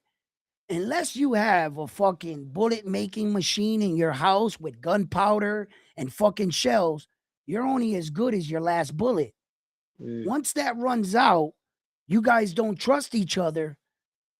It's just a matter of time. I'll just run through the hills and pick you guys off because all you're going to be is a bunch of people running from each other. And if you made friends at that point, whoever came around you, you're going to shoot. You're going to try to shoot until they got you cornered in. So the internet, in fact, was a weapon that was put in place to divide us, Yeah. because I've never seen something so smart. It's like all of us have information at the tip of our fingers, and I never seen a country with that much information get dumber. As Facts. we got access to more information, we got dumber. Yeah. The more information we got, we all thought we were geniuses or scholars, and we were quick to run to social media to teach everybody. And we all got fucking dumber. The bar got lowered in standard of how Yep. we view ourselves as a people. And America is just, Because you can just go to school and they give you a diploma just for perfect attendance. These kids can't even read now, man. yeah, it's Like it's crazy. fucked up. It is. You go to school for 12 years to learn about shit you don't use in the real world. All propaganda. It's That's all. fucking, it's yo, you sit back and you think about it. You're like, uh, this is not designed for us to win. Yeah. But yet the game, every day we wake up and we keep playing it. Mm-hmm. That's real shit. Yeah, yeah, it's fucking. But yo, It's man, like it's the just so Sims game. true. It's That's true, crazy. man. These eras are different than us, man. And my son, he wasn't raised with me. He was raised with his mother. I see him with all these tattoos. I'll be shaking my head. I'll be like, if we was raised together, like he wouldn't have got those tattoos on my watch. But And then he hears me talk, and I know he starts to think it over, and he's like, shit, fuck. Like I did mark myself up. And I'm just like, yo, man, like you know, we have to teach our young better, man. And sometimes through my inability to see these things when I was in it at the time and learn them now, we got to pass them on. Just because we weren't the best at what we did. And, now I'm a better father than I was back then because now I got experience as being a father.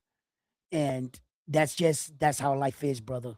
That's how life is. And we just get better. Just try to be better, better as a person, be better in everything I do. And that's all I can try to do. You know what I'm saying? And like you, frontline, all facts, you know, at this age in the game, we start to realize we have less years in front of us than we do behind us. I'm 51 years old. Do I think I'm going to live another 51 years? So enjoy the moment, enjoy what you have in front of you, I don't know about live you, your but I'm life gonna to live the forever. fullest. Live your life to the fullest. I'll fuck around and live another 51 years the way I'm feeling. You know what I'm saying? You know what I mean? But listen, guys, I gotta go. I got a few things. My daughter's coming right. Well, she got the school off, but they should be coming on their way back home, and I gotta pick up some shit around here and shit and do some house shit. Cause you gotta keep your house tight. You know what I'm You saying? got to. You You got gotta to. stay clean and everything. So, yo, thank you, all I facts, appreciate you. frontline. I'll see you on the show tonight. Yeah, I Every appreciate y'all pull up. for me, it was a great morning conversation of boxing. And gentlemen, have a blessed day. Beautiful, man. Have a Peace. blessed day, my brother. All right, brothers. Uh, Corillo, and I'm out. y'all ready? Yeah, front. You know, I know you got things to do. You You know, all do. now, man, get up on out of here. I appreciate you. I'm gonna pull up on you later on. Send me the link, and we on. You hear me? There you And this was go. Yo, we not. fight. I'll holler at you later. Yeah. If we fight all night, we going. I'ma holler at you. Hit me up on the DM or not text me. Got you. All right, y'all.